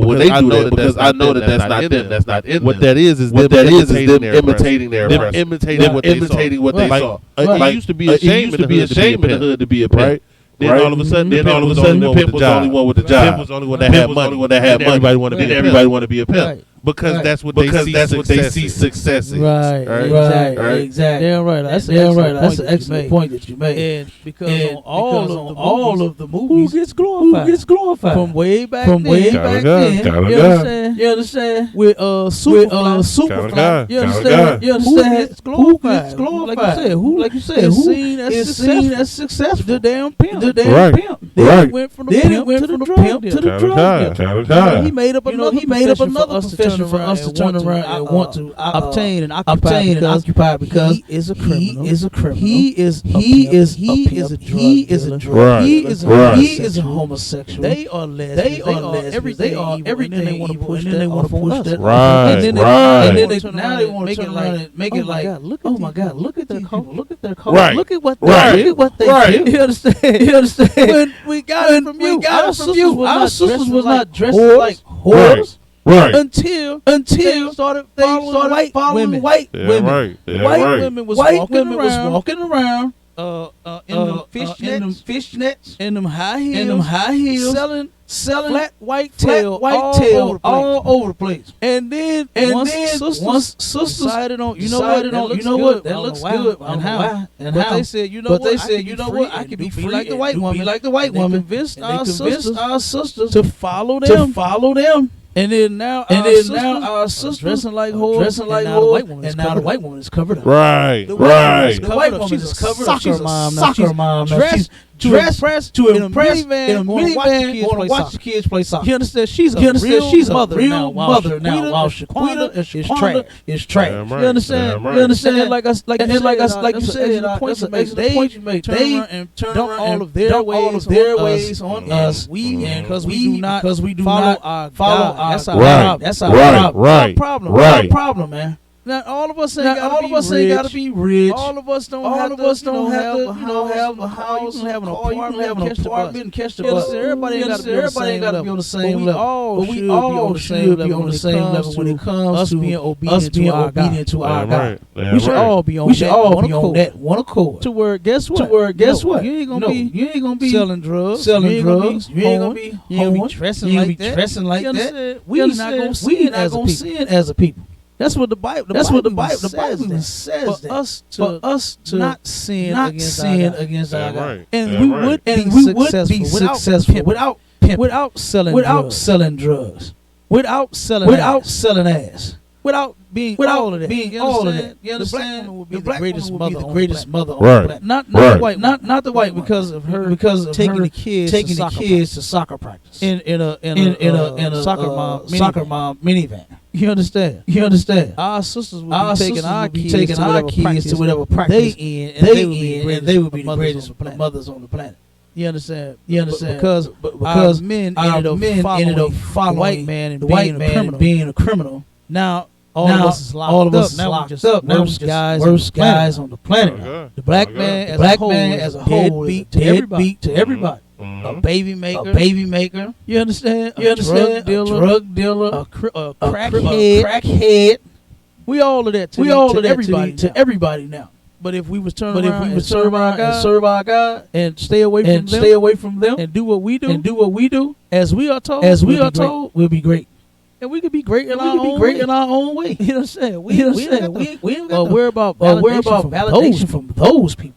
That's what a lot of our people are seeking. Like you said, to where they want to be accepted by. They're going to do the things that they like to see us do. They like to see us be drug dealers and crackheads and strung out. I've seen so many white groups in this area going around in some of the worst areas, right? Mm-hmm. Like right down the street, to where they made that put pictures up there, funny little dumb looking bus and all that other stuff, And now you see they only cut the grass. You understand? They don't even cut the grass over there. I seen them down on just had my mind blown. Do you remember when we went down there doing the interviews and we was over at Hamilton in the area where the white man flooded the most heroin in the city right there on Hamilton and was it Martin Luther King and just a block over Wales, right? Do you remember when they was putting together a little part and flowers and all that little part where we was doing the interviews? They turn around in the worst area is I believe over there to where all the houses they passed the lap and they start bringing them down now to where you can go and see whole blocks. You can look through 10 blocks over there in that area. Not a house in sight. Not all the businesses coming down too right there on Martin Luther King. You can see right through the businesses too. And see through 10 blocks of the house. Right over there in that area.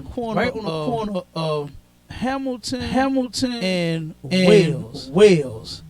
As me and Officer Bond is over there recording the destruction that the white man has created. You understand? Done over there to our people in that area with all of the houses over there, all the trash on the street, all the brothers and sisters strung out all over the street. A group of white people was planting a nice little park right on the planting trees, flowers over there. Over there, put an American flag. I forgot the name of the little park. It used to be a house right there on that corner. You understand? It used to be a house on that corner. Matter of fact, I think it was two of them because it was kind of. So I think they knocked down two houses right there on that corner and put a little park. Mm-hmm. And now they come and plant flowers, water the grass every now and then, cut the grass. That's what they're doing. Why? Because guess what? That's them going to take the neighborhood back. That's what they're doing. That's why the white man. That's why the white man is allowing the crack and the heroin and the heroin and the drugs and the drugs every other drug you use and all porn and everything else over there. Because in a minute, that area is gonna be all white. They're gonna make Martin Luther King and Hamilton white again. That's what they're gonna do. This whole they talking about making it white. They stopped the Roberts brothers side, but they stopped the Roberts brothers dead in their tracks, right? The Roberts brothers, successful group, father and son, business on them brothers. They got a lot of property. They got a lot of property. They got a lot of paper. And one of the sons heard about the expansion of Central West End and jumped down on that opportunity. And they bought almost everything in this area. You understand? They bought. If I'm correct, they bought Martin Luther King all the way from Skinker to Dan Vanderbilt. They supposed to own everything that way. From Skinker all the way to Vanderbilt. Anybody know that that's a nice slip distance. And it's a bunch of buildings. Even though they boarded up, windows bust out. You understand? And falling apart like the resale shop. Remember that? A couple months ago. The whole Miss Dorothy, She turned around and she got a nice little business. Sell some decent little stuff. You know what I'm saying? And that whole roof failed. That's another building down. You understand? I'm sure the one next to it is about to. She own number 2, don't she, Brian? No, right next to it's one in the middle. It's one in the middle of that brother. Her and that brother. Do she own that one too? Yeah, I think Miss Dorothy too. Guess what? That was finna fall after a while too. Then guess what? The brother owns gonna fall. You understand? They already. You see they knocked down the barn. You see that? They knocked the building on the corner down. And what's next? The few little buildings that's left. And you see Reverend Rice bought that one corner. Put a fence there, and a bunch of goofy pictures all around. You understand? That's what his plan right there. He gonna buy that. You understand? Buy the rest of it. You know, they gonna get all of that, and they gonna end up doing whatever the hell they want to do. Put houses. It's gonna be all white community. That's their goal. For this whole area. That's their goal for this whole area. I just wake the hell up. You understand? And come in the one body of Christ, I.S.U.P.K. So we could turn around and see this thing through. You know, because I hate seeing my people suffer so bad. This is lovely here. You understand? Having brothers and sisters that you can actually count on is amazing. That's an amazing feeling. And I just people out there suffering as bad as they are. Finally say, you know what? Enough is enough. Let me go with those guys that said that they got brotherhood, sisters. Let me see what it's all about. You know what I mean? Instead of going through what they going through on their own. You know, suffering and dying out there in the streets. You know what I mean? Go ahead, small boy. We done in a viral TikTok video, a black woman says the cashier was ringing up her purchase and Final Touch in New York City, accused her of stealing. The TikToker, Valida Spell told the Daily Dive that the cashier said he wanted to see what was in her bag because he saw her stealing. In the video, Spellman is emptying. It's like Spellman is seeing her bag and her purse to prove she didn't steal anything from the store. I haven't taken one thing. Spellman says in her TikTok. Every black person don't steal. You shouldn't even have to say that. You understand? You shouldn't have to say that. You shouldn't have to say that. If you are a shopper and you're shopping, he didn't think she stole any damn thing. She's a black woman. He hates her to express his hate. He just accused her of stealing. That's what happened. You don't just think someone is stealing. You have to know this. And there was a video of look this up for me. It's I don't know if you can. I don't know if TikTok do that. TikTok, you can't just find video. TikTok, Possibly. It depends on how much information you got. Okay. I don't really know. The white woman was actually caught stealing out the grocery store. And she's sitting there fighting with the goddamn cashier. Or I don't know if it was security because another white woman. This was I think he was East Indian, right? The East Indian or Arab. She got called still. The white woman is security. She's standing there watching. She's sitting there. He's steady pulling everything stole out the bag.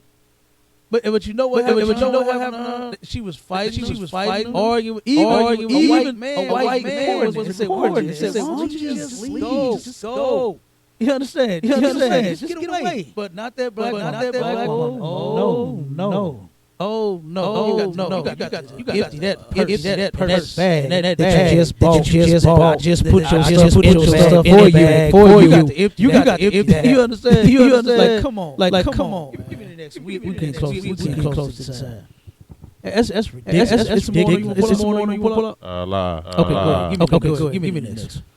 I think this is the one. I really want.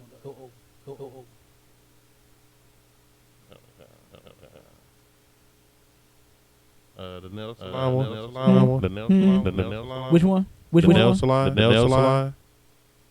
Go on, touch on that. Pull that one up. Okay. A black woman said nail salon service her because of her weight. Not only do you better than better. Now you thicker than them. You understand? Now they gonna talk about you for that. We hit the next one though. Y'all get the point. You understand? We get discriminated on everywhere we go. What they say? When you used to pull your everything you say can be used against you. You know what I'm saying? Now tall, short, thick, you thick, you fat, you skinny, you black, you got weave, you got fro. You understand? You're light, you're dark. You live in the county. You sell her products. You spend taxes. You understand? You on food stamps. You can't get a job. TikTok. You suck up all the money. Everything, man. Like what? Barbecuing. You selling water. Selling lemonade. You understand? What else you do? Mall shopping. I mean, what else? Come on, walking down the street. You sitting up under a tree, talking to your partners. Like what? Like else? Are they gonna use everything? You understand? Your kid swearing while his cousin. The other kid running across grass, playing 6-year-old time in his life. What else are they going to say? Everything. He understand. It don't matter. They're going to use it against you. Like, come on. Man. Give me that. I think last one. What's the next? The one about the braids. Just read that. Quote. It's a backhanded compliment. Woman tells black girl that her braids make her look old. Damn, braids look good. You understand? I like especially like going down the side. I like them. Look good. You understand? And then look at all tail curling and keep it moving. You understand? Give me the last word. Black woman sat store tears after employee ignored her and helped everyone else. This is the one I want to touch on. Reason being, I'll say it now. If we would stop to these people as God number one, and as our everything number two. And if you knew that they hate you simply because of the color of your skin. That's one of them. They know that you God's chosen people. That's why they really hate you.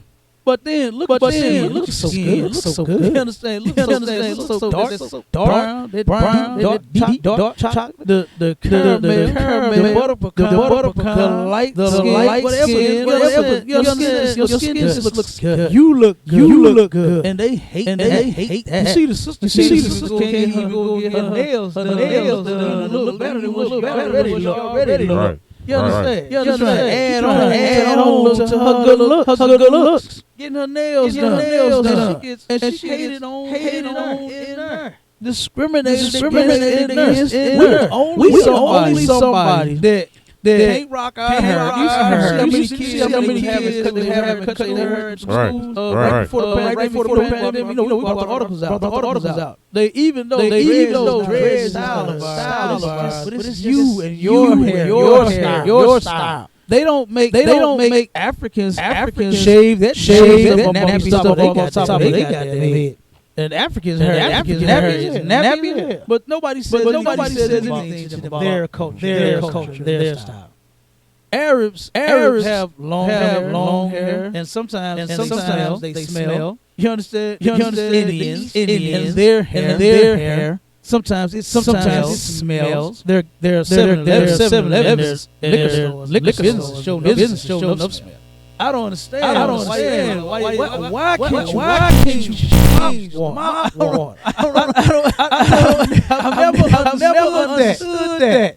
You pour right into what's already dirty and funky and then mop them. They are some nasty people. The heathens, the other people are nasty. But you. And your good hair. That's good hair. That's good hair. You understand? Have a nigga have good hair. What nobody say. You understand? Because nobody they can't change it up. You understand? You can't turn around. What's that called? Where they take the sponge, the little twist, They turn around, do that, comb it out, make it braid up. You understand? Sisters take their hair, make it one day. They turn another way, braid it, bob it. What else they be doing? You understand? They do all kinds of stuff to their hair too. You know what I mean? I love rocking when they rock their little froze too.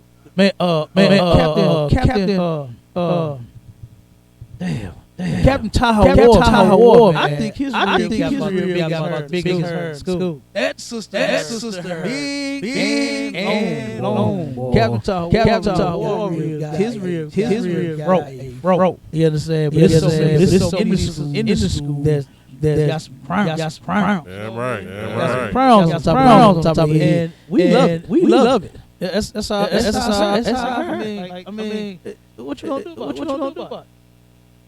I guess they gonna discriminate us. Like they've been doing forever. Find something about us to make it wrong. You know what I'm saying? Nobody does to nobody go around any other people being born the way that they're born and say, oh my God, look at you. You know what I'm saying? But they do that mess to us. And me, I don't give a damn. Talk about it all you want. Me, I left it. You understand? I absolutely love it. But if we was worrying about what they think about us and only love ourselves, we be all right. You understand? But this sister left story. Read that article. Erica Willis, a model. Opened up about a model. You already know this is good. You understand? She already looks good and body and everything else. And she turned around and is feeling sad because they ring her up in the store. left in years. I would have left, went to another store. Wouldn't have been there about it.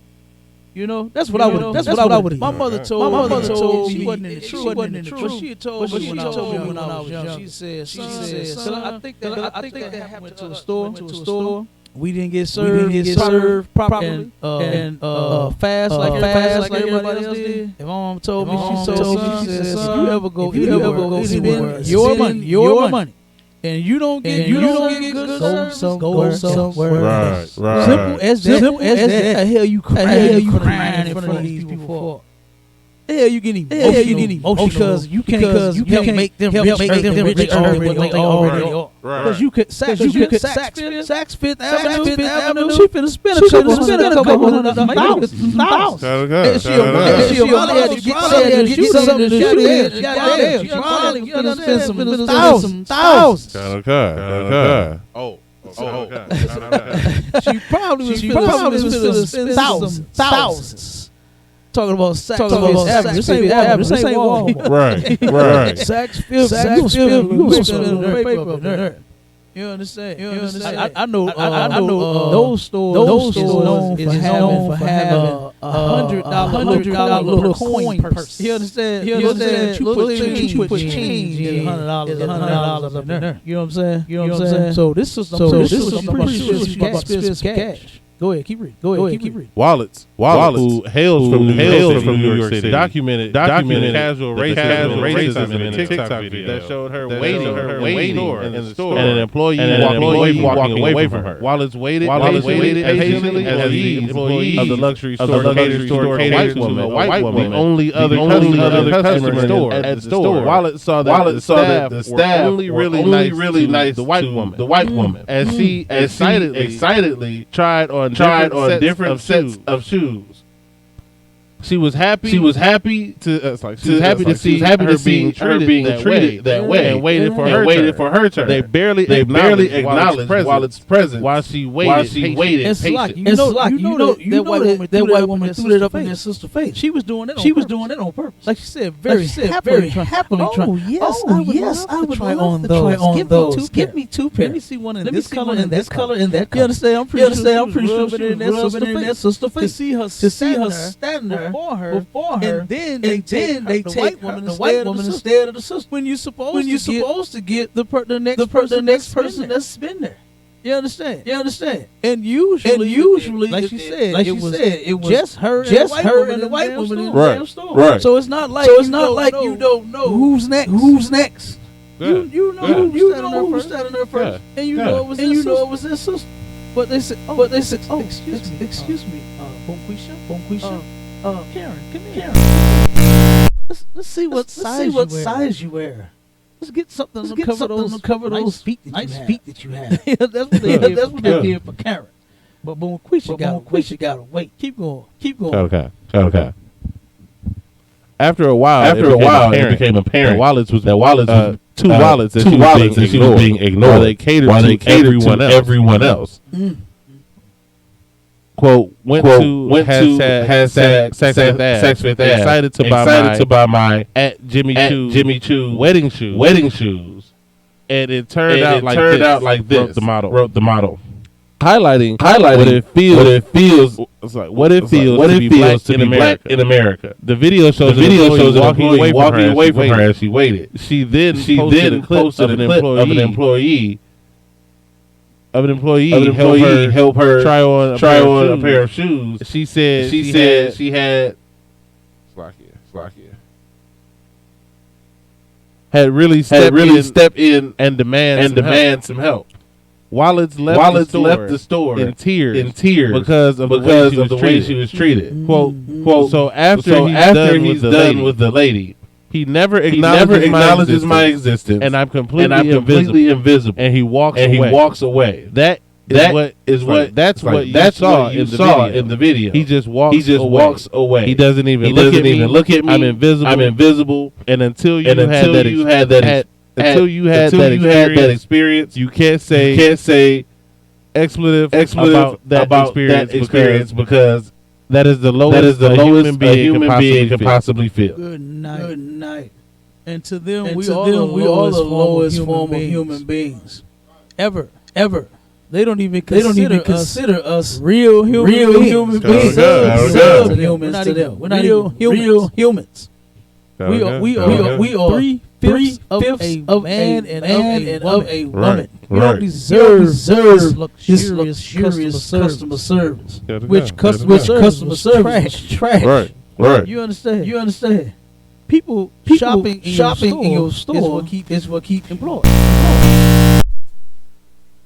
People shopping in your store keep you employed. And what does not make sense is for you to turn anyone away. Right. That's shopping. It's a store. You're supposed to give people shoes and shirts and pants and outfits and let them help them make a decision. That's your job. Now, see, a black person would take that job and just do their job. Right. But them. Oh no. They're only going to do the job to white people. And when what was that? The documentary on. I believe it was Black Wall Street. I can't remember which one it was. It was either Black Wall Street or Oklahoma. I can't remember which one it was. Salaki, same thing. I don't know which one it was called. You understand? It was to where they was talking about. Because they was talking about the experience that they had and the races and things. Was it? I think it was before the actual bomb. You know what I'm saying? And they had talked about how white people did not put them to put on their little nappy black heads. Some of the people that went through that. They was older now. I can't remember the name of the documentary. It was attention building up before the bombing because basically the Edomites was getting upset because this black community less than 60 years after slavery and right they're about to go into the depression are thriving and doing better than they are, and so then they start trying to antagonize people in the black community. So that was all leading up to the bomb. And they turned around and they were saying how they had tried to go to when they was kids, you know what I'm saying, a little younger or whatever. I think some might have been teens, some might have been adults. But they were saying how they started going to the white stores. And they treated them like they treated this sister right here. You understand? They turned around and they gave her no play whatsoever. You understand? And they were saying how the I remember the sister was speaking in particular to where she said they didn't want them trying on hats, shoes, nothing in their stores, man. So it just makes sense for us. Make out. Right. You understand? That's all. All right, we got somebody on the that jumped on the stream. I'm gonna bring him on. What's going on, brother? You had something you wanted to say real quick. We actually about to get off now.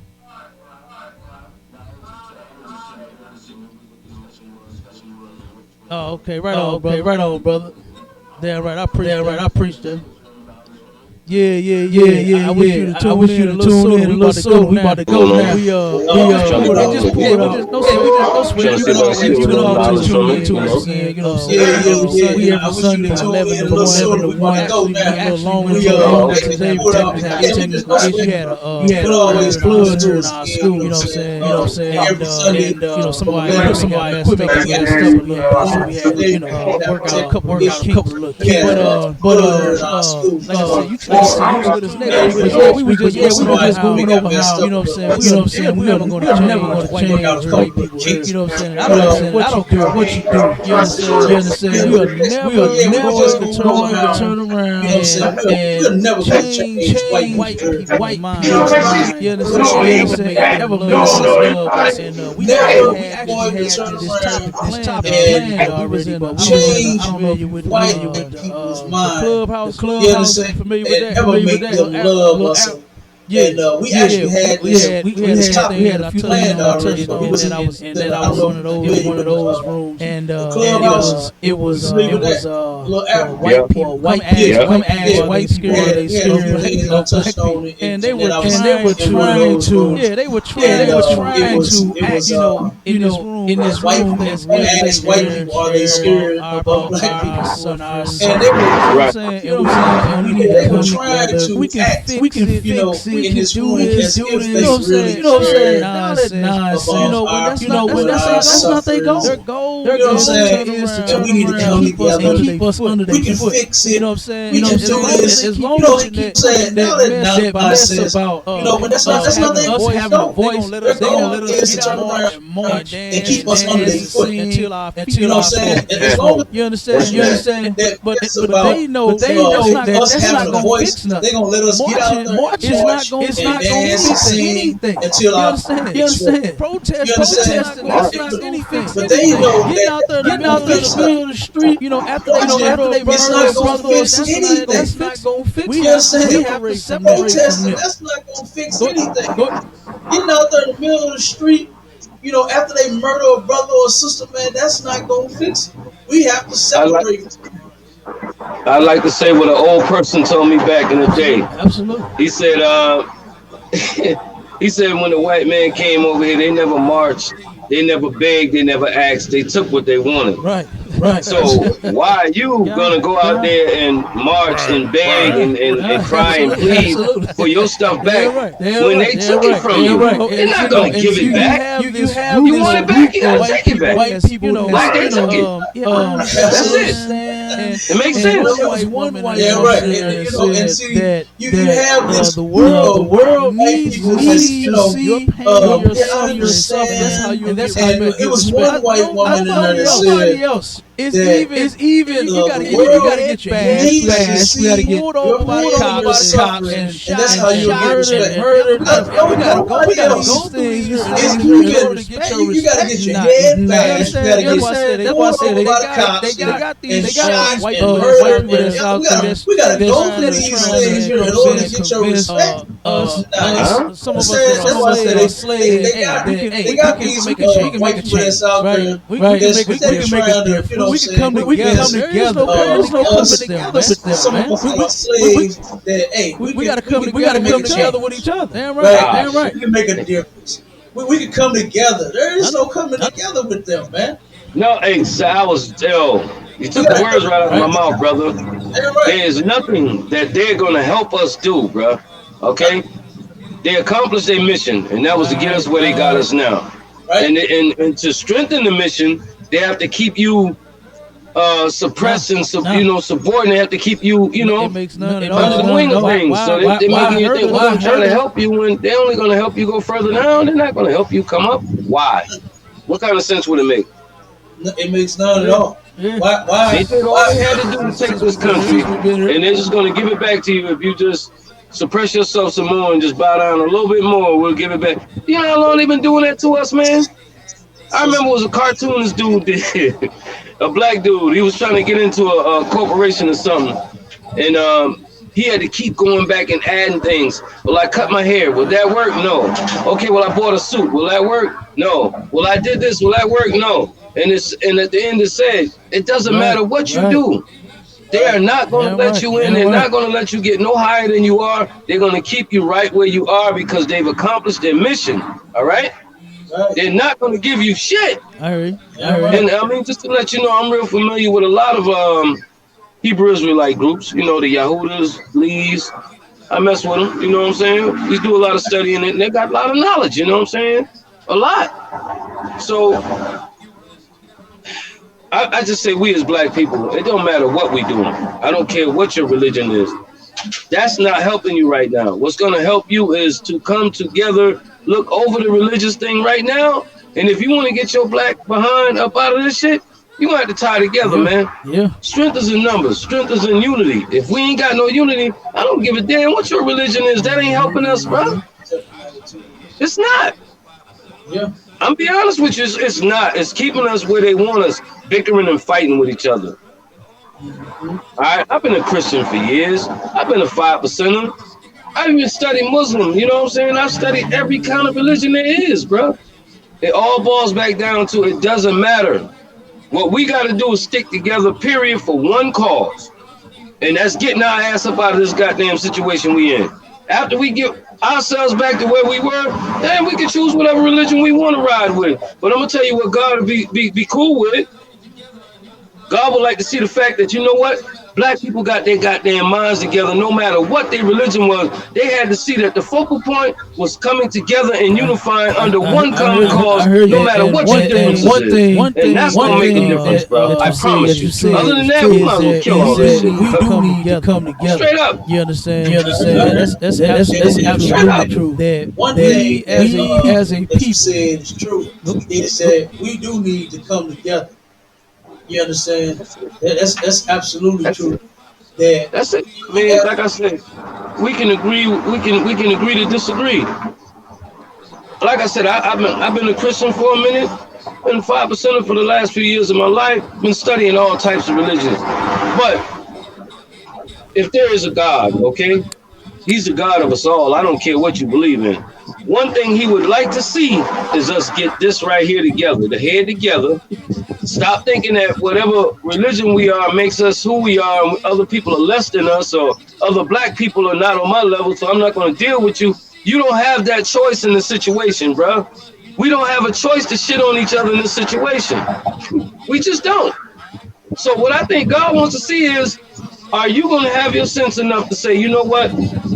I'm a Christian, he a Baptist, we don't run together. All right? I'm gonna take my Christian way and I'm gonna save myself. Well, save your damn self and see how far you gonna get under the hand of the white man, because he ain't giving a damn about what you believe in, bro. Your black ass ain't going nowhere. Unless we unify, show these people we stand together for one common cause. It ain't about religion. It's about getting you motherfuckers up off of us and giving us our shit back. And we're going to take it back, however it's going to go.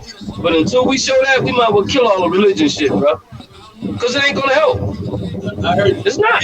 My religion ain't helping me. Yours ain't helping me. God is absolutely his religion. You know what I'm saying? God is not his religion. You know, and that's one thing that we got to get right and get through our minds is that, you know, God absolutely hates religion. Right. All of them different things, like what you said, you know, now on a surface it sounds right. It sounds okay. Whatever you believe, you know, just come together. But what we don't understand is that's what's absolutely separating us is us having different beliefs. You understand? So we got to turn around and get totally from under all the religions, like you mentioned, you understand? So we got to turn around and get totally religion. You put one of those on each corner. You got one of those each corner. They don't even deal with each other. Right. They're separate. You understand? Because they don't believe like them. Jehovah's Witnesses don't believe like them. They don't even deal with each other. That's what's separating them. What we gotta do is we got to come back to God's laws, statutes, and commandments. You understand? That's what's going to turn around and get us together. So getting your mind right. You right. That has to happen. Our mind has to get right. You understand? And the way we gonna do it is by keeping God's laws, statutes, and commandments. So getting your mind right, you right. That has to happen. Our mind has to get right. You understand? And the way we gonna do it is by keeping God's laws, statutes, and commandments. Okay, understood. Now, this is what I'm gonna say to what you just said. What you just said is 100% correct. But you can't get everybody on the same page because Christianity has been divided so badly. All Okay, I ain't gonna say Christianity. I'm gonna say I don't wanna classify it, because if it's a word and it came from God, then I'm not gonna name it. You know what I'm saying? I'll just say under God's word will make it better, because if we choose to classify it and say Christianity, AME, or whatever we're gonna classify it as, we're gonna be separated then, because you got some people Baptists, some people AMEs, some people are Yahudas, some people ISUPK, some people 5%. No matter what, it's gonna be divided, and that's the way the cracker did it to fuck us. I don't care what you riding with. You ain't riding with that man because he's something else. You ain't riding with that woman because she's something else. We're still separated, man. Under anything we choose to go up under, ISUPK, Yahuda, I don't care what. He's still separated. You understand that? That's our problem. So we got to get from under their umbrella and make our own umbrella and stand under that shit, bro. Stand on it. Trust me, if we ever did that, these crackers would lose their fucking mind, bro. They'd be like, oh shit, these motherfuckers finally got it. They finally fucking got it. They ain't running up under religious umbrella. They saying they sticking together because they're black people, and they know that they don't have to go up under anything that we doing, because we dividing and conquering them. I don't care what it is. They dividing and conquering us. I understand the way you feel. I feel the same way about my religious ways. That's why I left that alone. I ain't religious nothing. I have a way of life. My way of life is doing what I gotta do and doing it right. Doing it with my people and unifying. If I ain't doing that, I ain't doing nothing, man. I can't even. Let me tell you, right? God wouldn't even be mad with you if you said, I'm gonna put my religion down and I'm gonna step forward as a black man for my people. I'm gonna get my people on my level. We're gonna understand we have one common cause, and that's getting these white people up off our asses, bro. God will understand. All right, God knows the heart and mind of every man. I don't care what you say you believe. What you say, He knows what your heart and your mind are. God would be mad if I put this truth down. Are you with me on that? Because in the Bible, there is a way that God wants it to be done. You understand? And if we do not do His way, guess what? Being in the ISUPK is standing up for black people, Hispanic people, Native Indian. You understand? Doing it because it's a way that this show must go, right? And what you said about us coming together as black people, we need to, right? But there's more. You understand? We actually have a God, right? Right? Nobody else even has one. We are the only people. Black Native Indians are the only people on the planet that have a God, and He's our God. And guess what? Our God requires obedience from us, and that's the thing that we miss. And that's why we're not together, because we've been disobedient. And that's the thing that we miss. Our oppressors have been able to one way to supply we're not together. And swindle all of that in the tail every damn thing. You understand? It's because we serve our God. So when you say all that you say, you say, well, I think God is bad at you. It is because we don't serve God. Want you to put religion down. He never wanted black people to pick religion up. You understand? Religion was never supposed to be picked up by his people. So yes, he would be mad if he put this down. That's what I mean, right? And I just stood for my people. One second, I'll let you go. So yes, he would be mad if we put this truth down. That's what I mean. Right? Okay. You said truth, right? And then you say religion. Now, religion to me is a word that wouldn't mean us any good. A spiritual way or way of life would sound better than a religion. Don't you agree? It does. If you said what you're doing right now is a way of life, that would make a lot of sense, because it is. You understand? You say God set it's a way of life. And we are spiritual because the laws of God. That's what makes spiritual. You understand? You understand? And It's a way of life, and we are spiritual. It's not a religion. That's what we said. That's what we said. You ask us. You know how we You understand? And they'll say Baptist or Methodist. Hey, what are you? I'm an Israelite, and I am in the truth. You understand? And they'll say Baptist or Methodist. You understand? Another way we try to teach it is that the Bible is our culture. It's not about religion. It's not about none of that. It's about giving our oppressor their culture back and taking our culture on. We learn our laws, how we supposed to treat each other, how we supposed to deal with each other. And the Bible it tells us that you treat your brother better than anybody in any other nation. You give better deals to them. Deal justly with them. You don't give them unbalanced measures, unright weights and scales. You meet out. This isn't about religious and mumbo jumbo. This is the way we're supposed to govern ourselves. And that's the only thing we miss the time we got together. We got together in Tulsa, Oklahoma. We didn't get together under those laws. We got together in Roseville. Not getting together under those laws. We still flourish when we decide to push out everybody else. But what happens is it don't last without those laws, statutes, and commandments. Because we can build it on our own. But we need our power is we have one standard, to have one moral code. We can't have every man picking what's moral for him. What's moral for them. That's anarchy. That's anarchy, right? The Bible is simply our moral code. How we deal with our people. Everybody else, the hell with everybody else. Like this is about us dealing with us building us.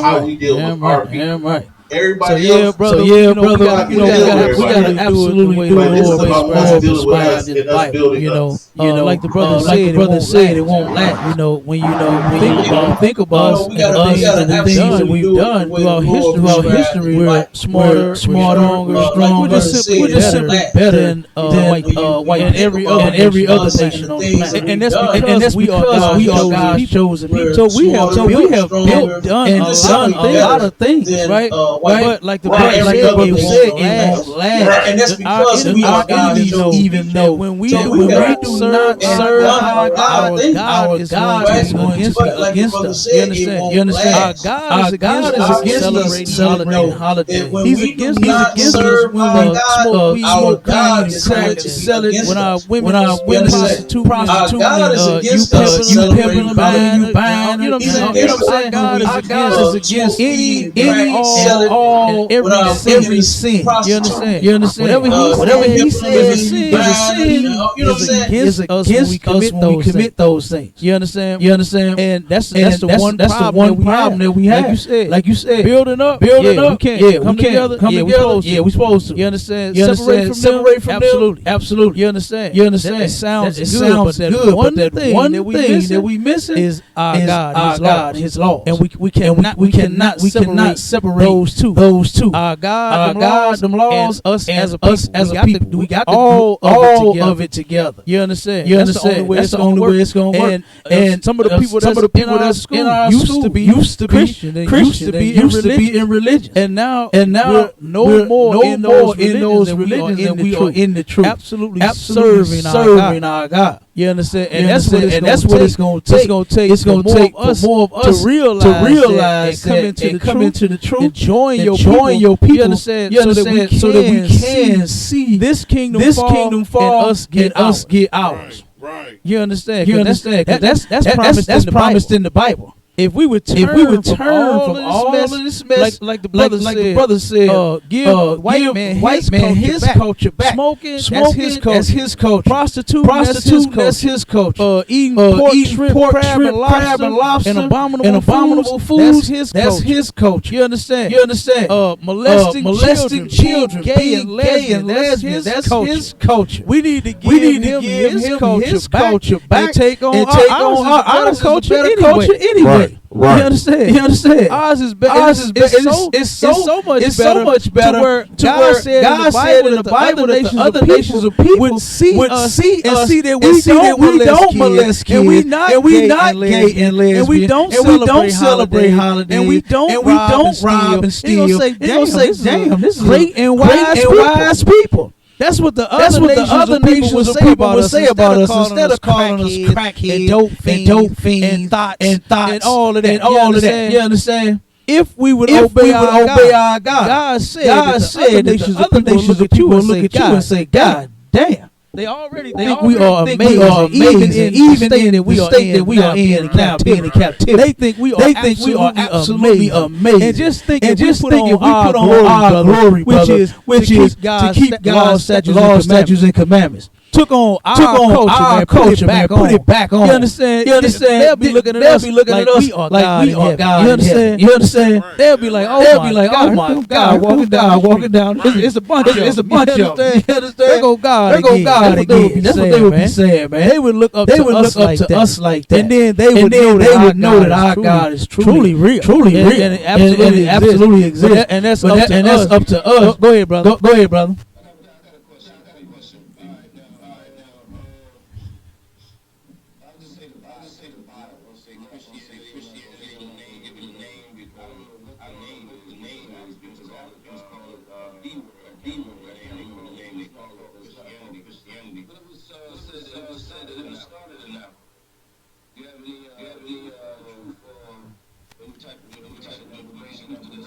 That Christianity started in Africa?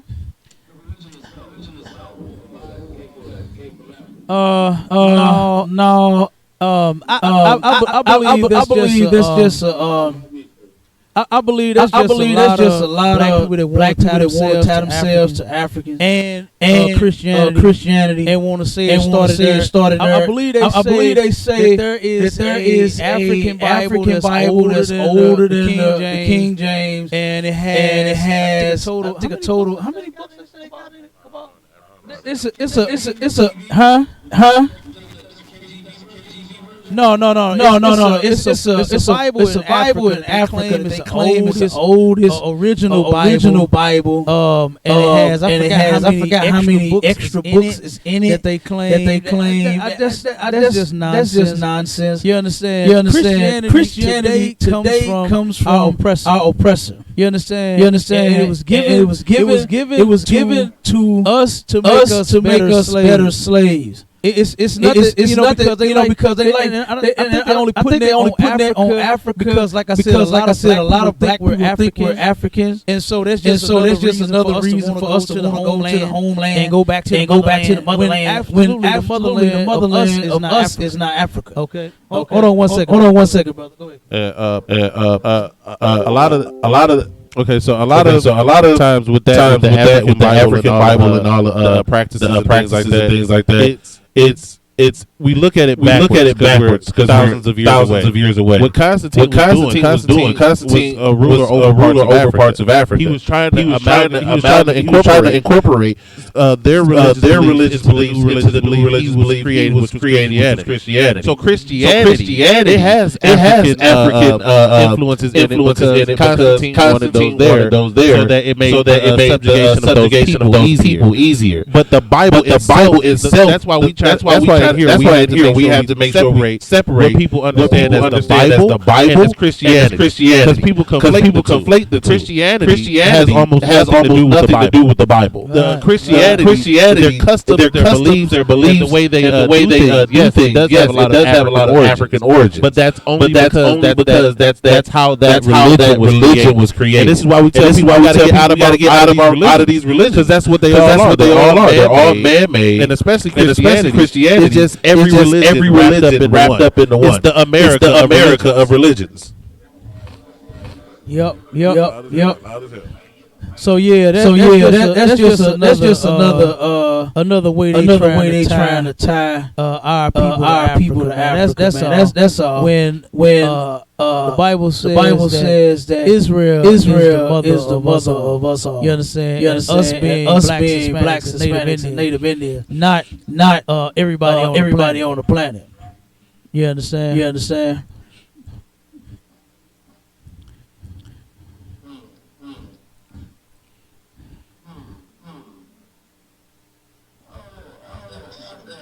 Go ahead.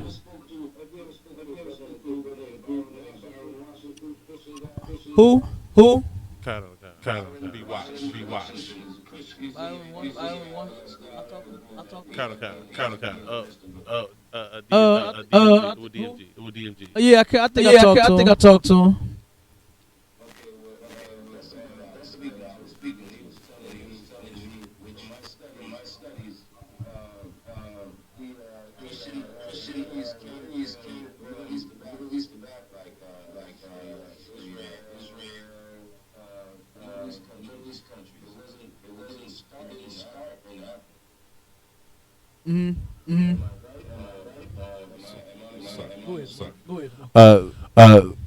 Well, before the Europeans came in, there was no such thing as the Middle East.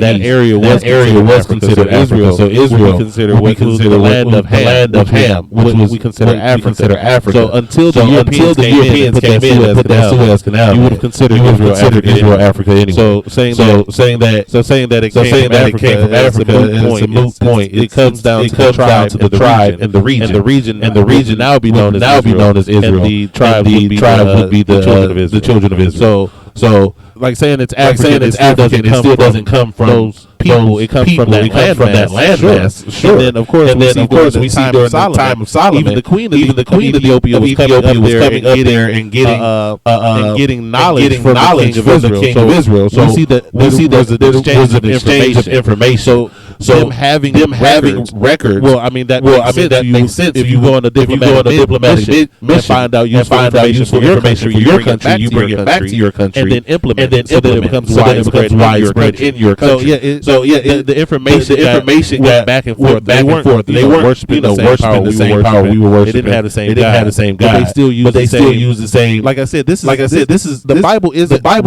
religious. It's a book of a government and how a government should be run. So they took the knowledge back to their government and started running their governments in the same way.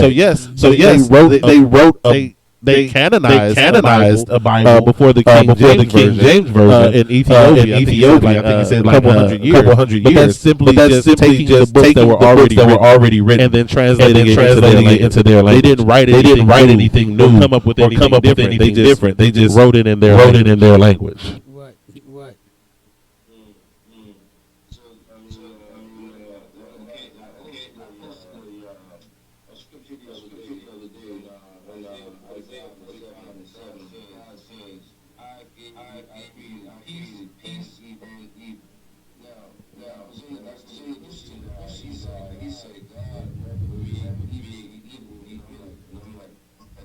I'm reading the Bible. There was an angel that was kicked out of heaven and said to be Satan. Now, there was no evil created by God. Where did this angel get these forces, spirit, or the way to want to do what he did? God kicked him out of heaven. Oh, okay. Let me explain that to you. First off, the heaven and the angel kicked out. Like God clipping the angel's wings and grabbing him by his pants and tossing him out of heaven. That never happened. Right. That never happened. No angel ever disobeyed God. Right. Satan himself does everything the Lord tells him to do. Right. The angels do not disobey God. All right. First off, God wouldn't be God if he created a God that would go up against him. That makes sense. You know what I'm saying? Like if you was to make something, you wouldn't make a machine that would turn on you. You would make a machine do whatever you tell it to do. Right, and we are one of them creations that is supposed to be doing what we were told to do. But we are the ones that fell off. But the fallen angel, that's talking about a man, and that's in the Bible. And I can show you. I can prove that to you. And the scripture that you pull when it said that God made peace and evil. Okay. Don't think of it as God created rape. God created child molestation. That God created murder, stuff like that. What it's talking about is it's talking about the things that happen to you when you molest, when you murder, when you rape, when you smoke drugs, when you sell. You understand? That's what he's talking about. The evil that come behind the acts that you do. Not evil acts that you commit. Not just God creating. You know what I'm saying? God wasn't in a lab mixing up no dope. You know what I'm saying?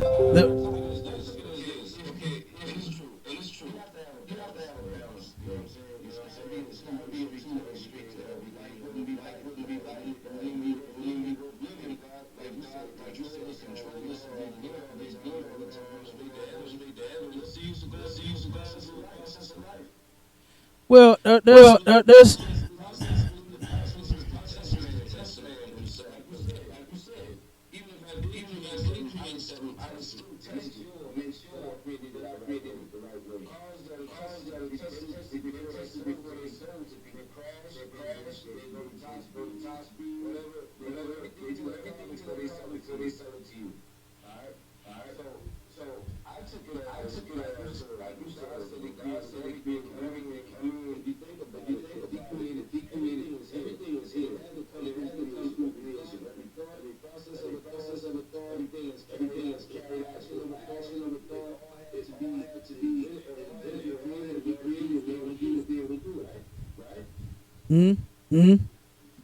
somewhat. It's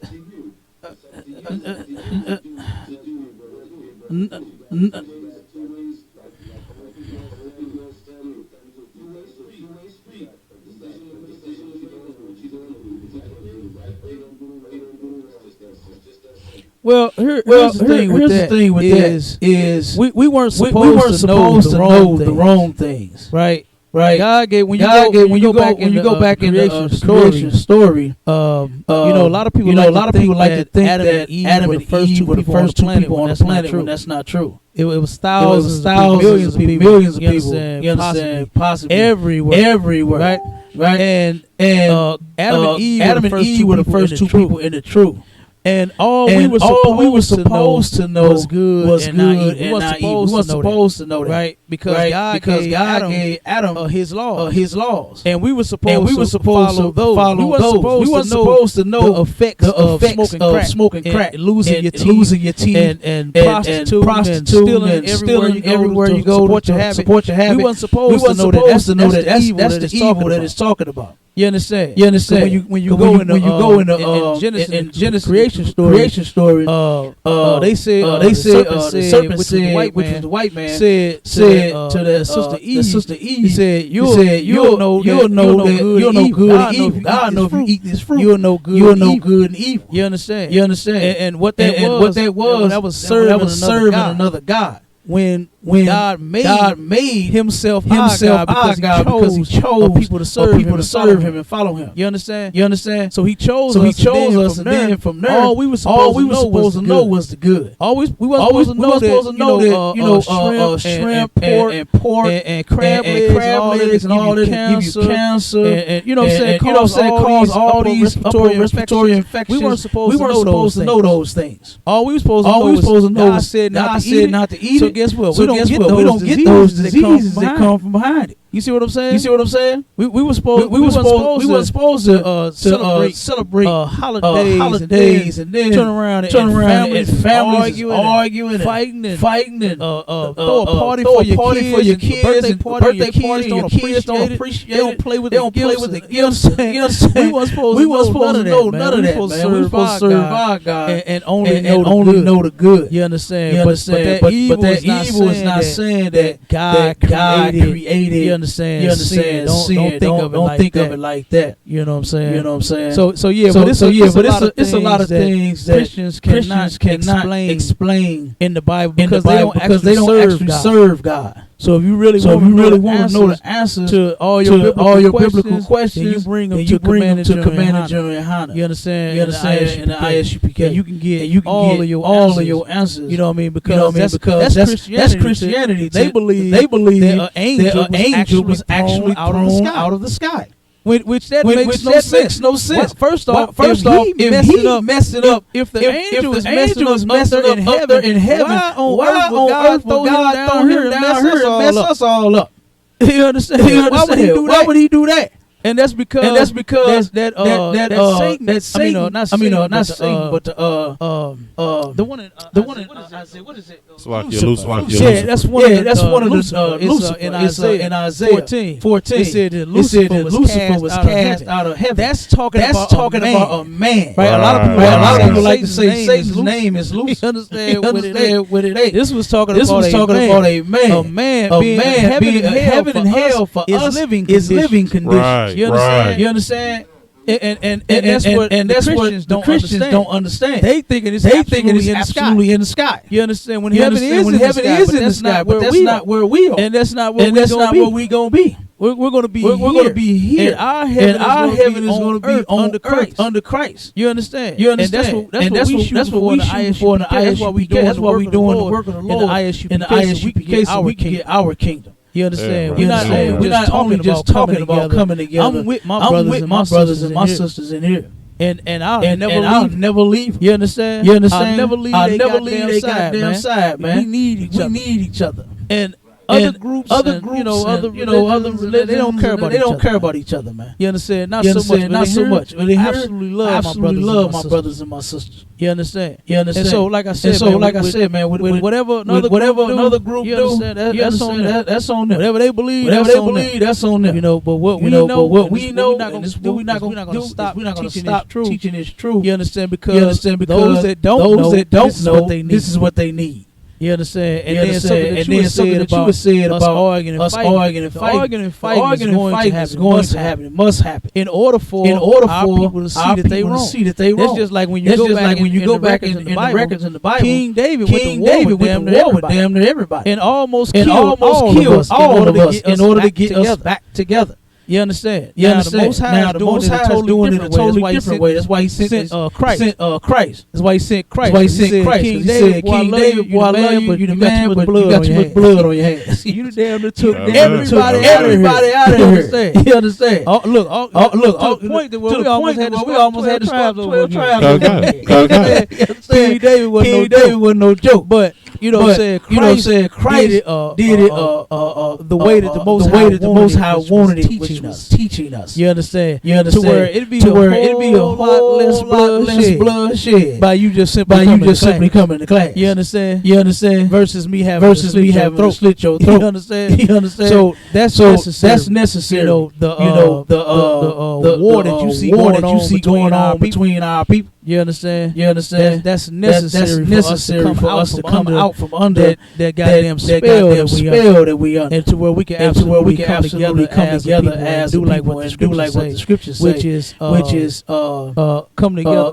Gather yourselves together, old nation not desired. Right. You know, then another scripture. I'm just paraphrasing. It says how can two walk together lest they agree? Right. If one person want to go to Walmart and one person want to go to Walgreens, guess what they'll do? They'll take two different cars. You understand? I ain't going to that store, man. I don't like Walmart. Lines too long. I can get what I need in Walgreens. In and out. You understand? And they don't agree. And they'll go their separate ways. But us, we supposed to be coming together. Go ahead, brother. Go ahead, brother.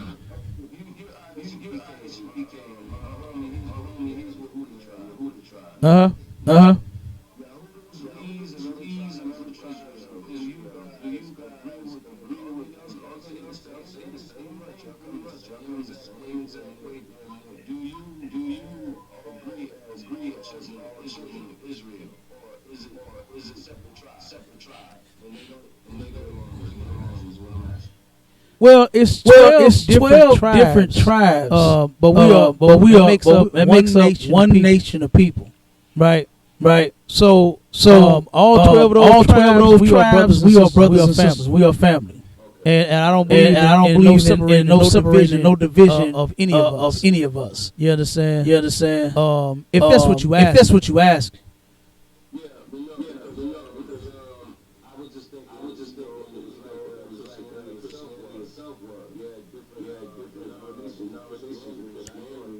Okay.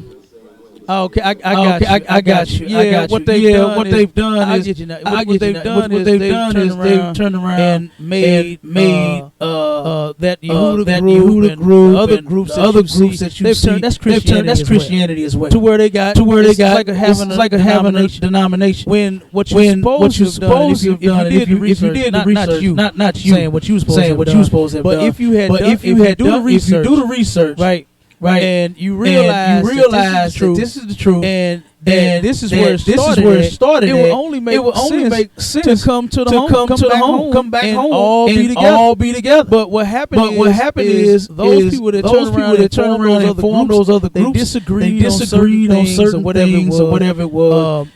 Rank and order was an issue. Some brothers didn't want to follow some brothers' orders. Believing that they were someone from the past, King David, King Solomon. Always somebody great. You understand? Never nobody wicked. But those things, some of those things right there, what ended up causing a split in the school. Because at one point, everybody was in the ISUPK. And then once they turned around and didn't want to take orders or whatever, got their panties in a bunch, they ended up leaving, starting their own groups. That should not be. There's only one body of Christ. There's only one group, one school that the Lord is actually with. You could turn around and take the information that you heard from the I.S.U.P.K and say it to, you know what I'm saying, you have no more breath in your body. It means absolutely nothing. You're doing nothing but blowing hot breath, because you have to be in the body. You have to be with the Most High. You have to be with our King in order to do what you understand He wants you to do. It's just like you can't serve a McDonald's burger working at Arby's. You understand? It'll never happen. You're not with McDonald's. You understand? You with Arby's. So that's the same thing with the truth. You could just call yourself a group. You could just say whatever it is. Until you are in the one body, then you're like Arby's. You're like Arby's. You understand? And the ISUPK is like McDonald's. Number one. You understand? So I'm just putting it like that, just to kind of break it down. You know what I'm saying? Because I know we're short on time. And give a full breakdown right now. And we definitely can anytime you would need one. But that's the thing that needs to happen right now is for us to come together up under one umbrella. And that is the home of the truth. We gotta turn around. We gotta serve our God the way that He said. We gotta get rid of all other gods and idols. You understand? We gotta get rid of the other nations of people. Stop trying to think we white, think we African, think we Chinese, and the first Asian, black, and all that nonsense. Man, we need to get away from that. And come on home and be who we are. It's absolutely a great thing. I love being in the truth. I fell in love when I was an Israelite. Before I came here, I was like, damn, who am I? I didn't know. I was going through identity crisis. I didn't know who the hell I was. And then when I found out, man, it's beautiful goddamn thing. It's absolutely wonderful.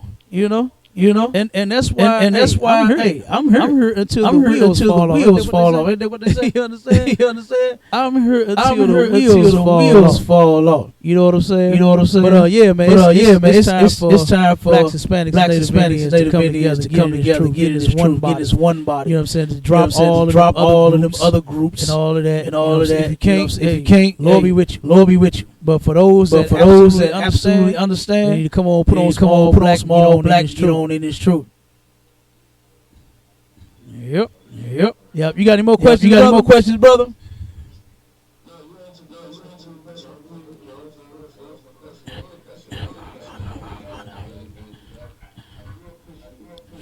God, ain't no sweat, brother.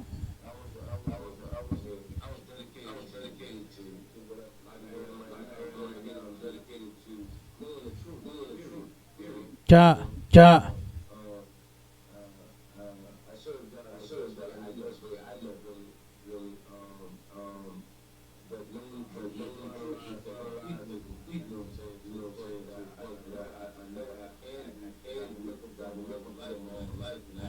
I actually raised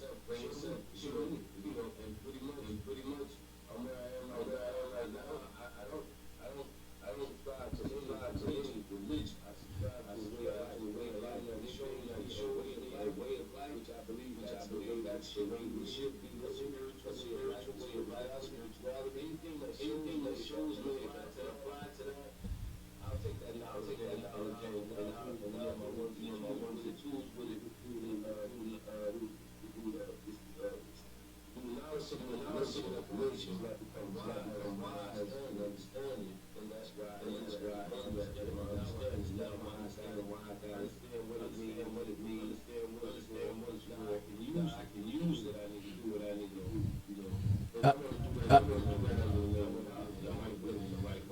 I hear you, brother. I hear you, brother. Doing it the right way. We'll be putting on all black, and you come and get in these ranks up under the command of Gen.YAHANNA. You start coming to class. You start coming to class. You start learning. You understand? You start sharing yourself for the world. And like I said, we'll do the rest. We'll teach you what you need. So that you'll instead of trying to do it God's way, thinking you're doing it right, you'll absolutely be doing it right, and you'll absolutely know that you're doing it right too. You understand? That's another thing. One second. Just a quick precept. I'm going to read exactly what you just said and what my captain just said. Right here out of the scripture. Okay, we're going to go to the book of Romans, 10 verse 2. For I bear them record that they have a zeal of God, but not according to knowledge. Verse 3. For they being ignorant of God's righteousness, and going about to establish their own righteousness, have not submitted themselves unto the righteousness of God. That's what happens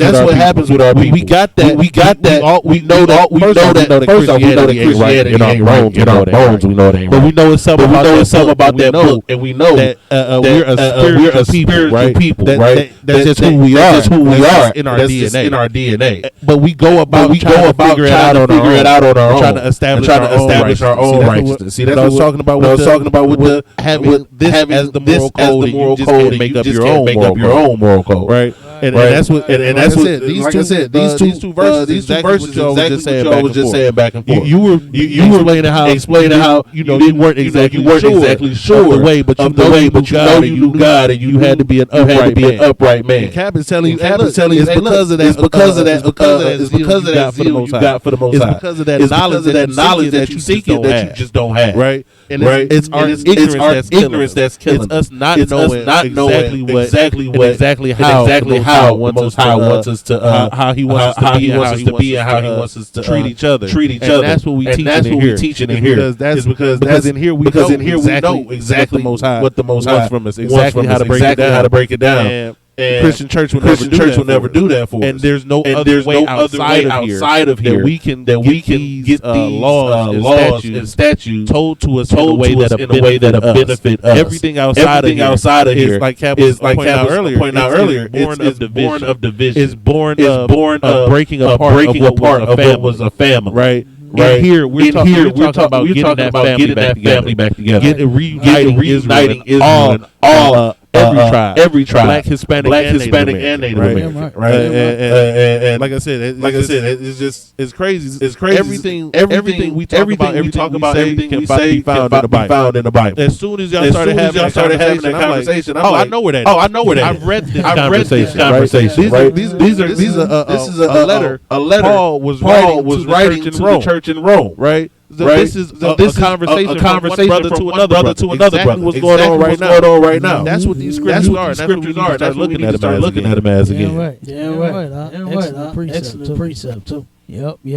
So yeah, brother, hit me up in my inbox. Go to the board, and I'll send you the class information. You want to turn around and learn some more. Be on the. I give you the flyer to the next show. You know what I'm saying? I can even give you the flyer to the food drive. So you can pass that along. If you need any food, or anybody needs some, then come and get it. You understand? I just give you all the flyers. We got a lecture coming up too. September was it 25th? To where we're going to talk about the vision of family services and how oppressors work day and night, midnight oil, oppressing and dividing the Black, Hispanic, and Native Indian family. You understand? We're going to go in on this. Okay. Yeah. Look me up. Look me up. The Dogger Boy. Then I can send a friend request. I can see you the info, brother. That way you can come into class, man. You turn around and be a soldier too. All right.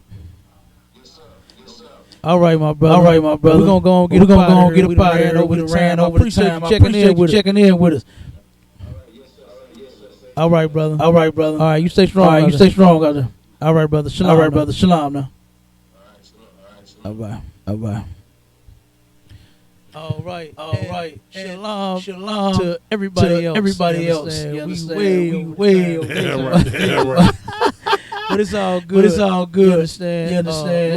Brother, get on that. You understand? So we're gonna go ahead and close out. Shalom is real.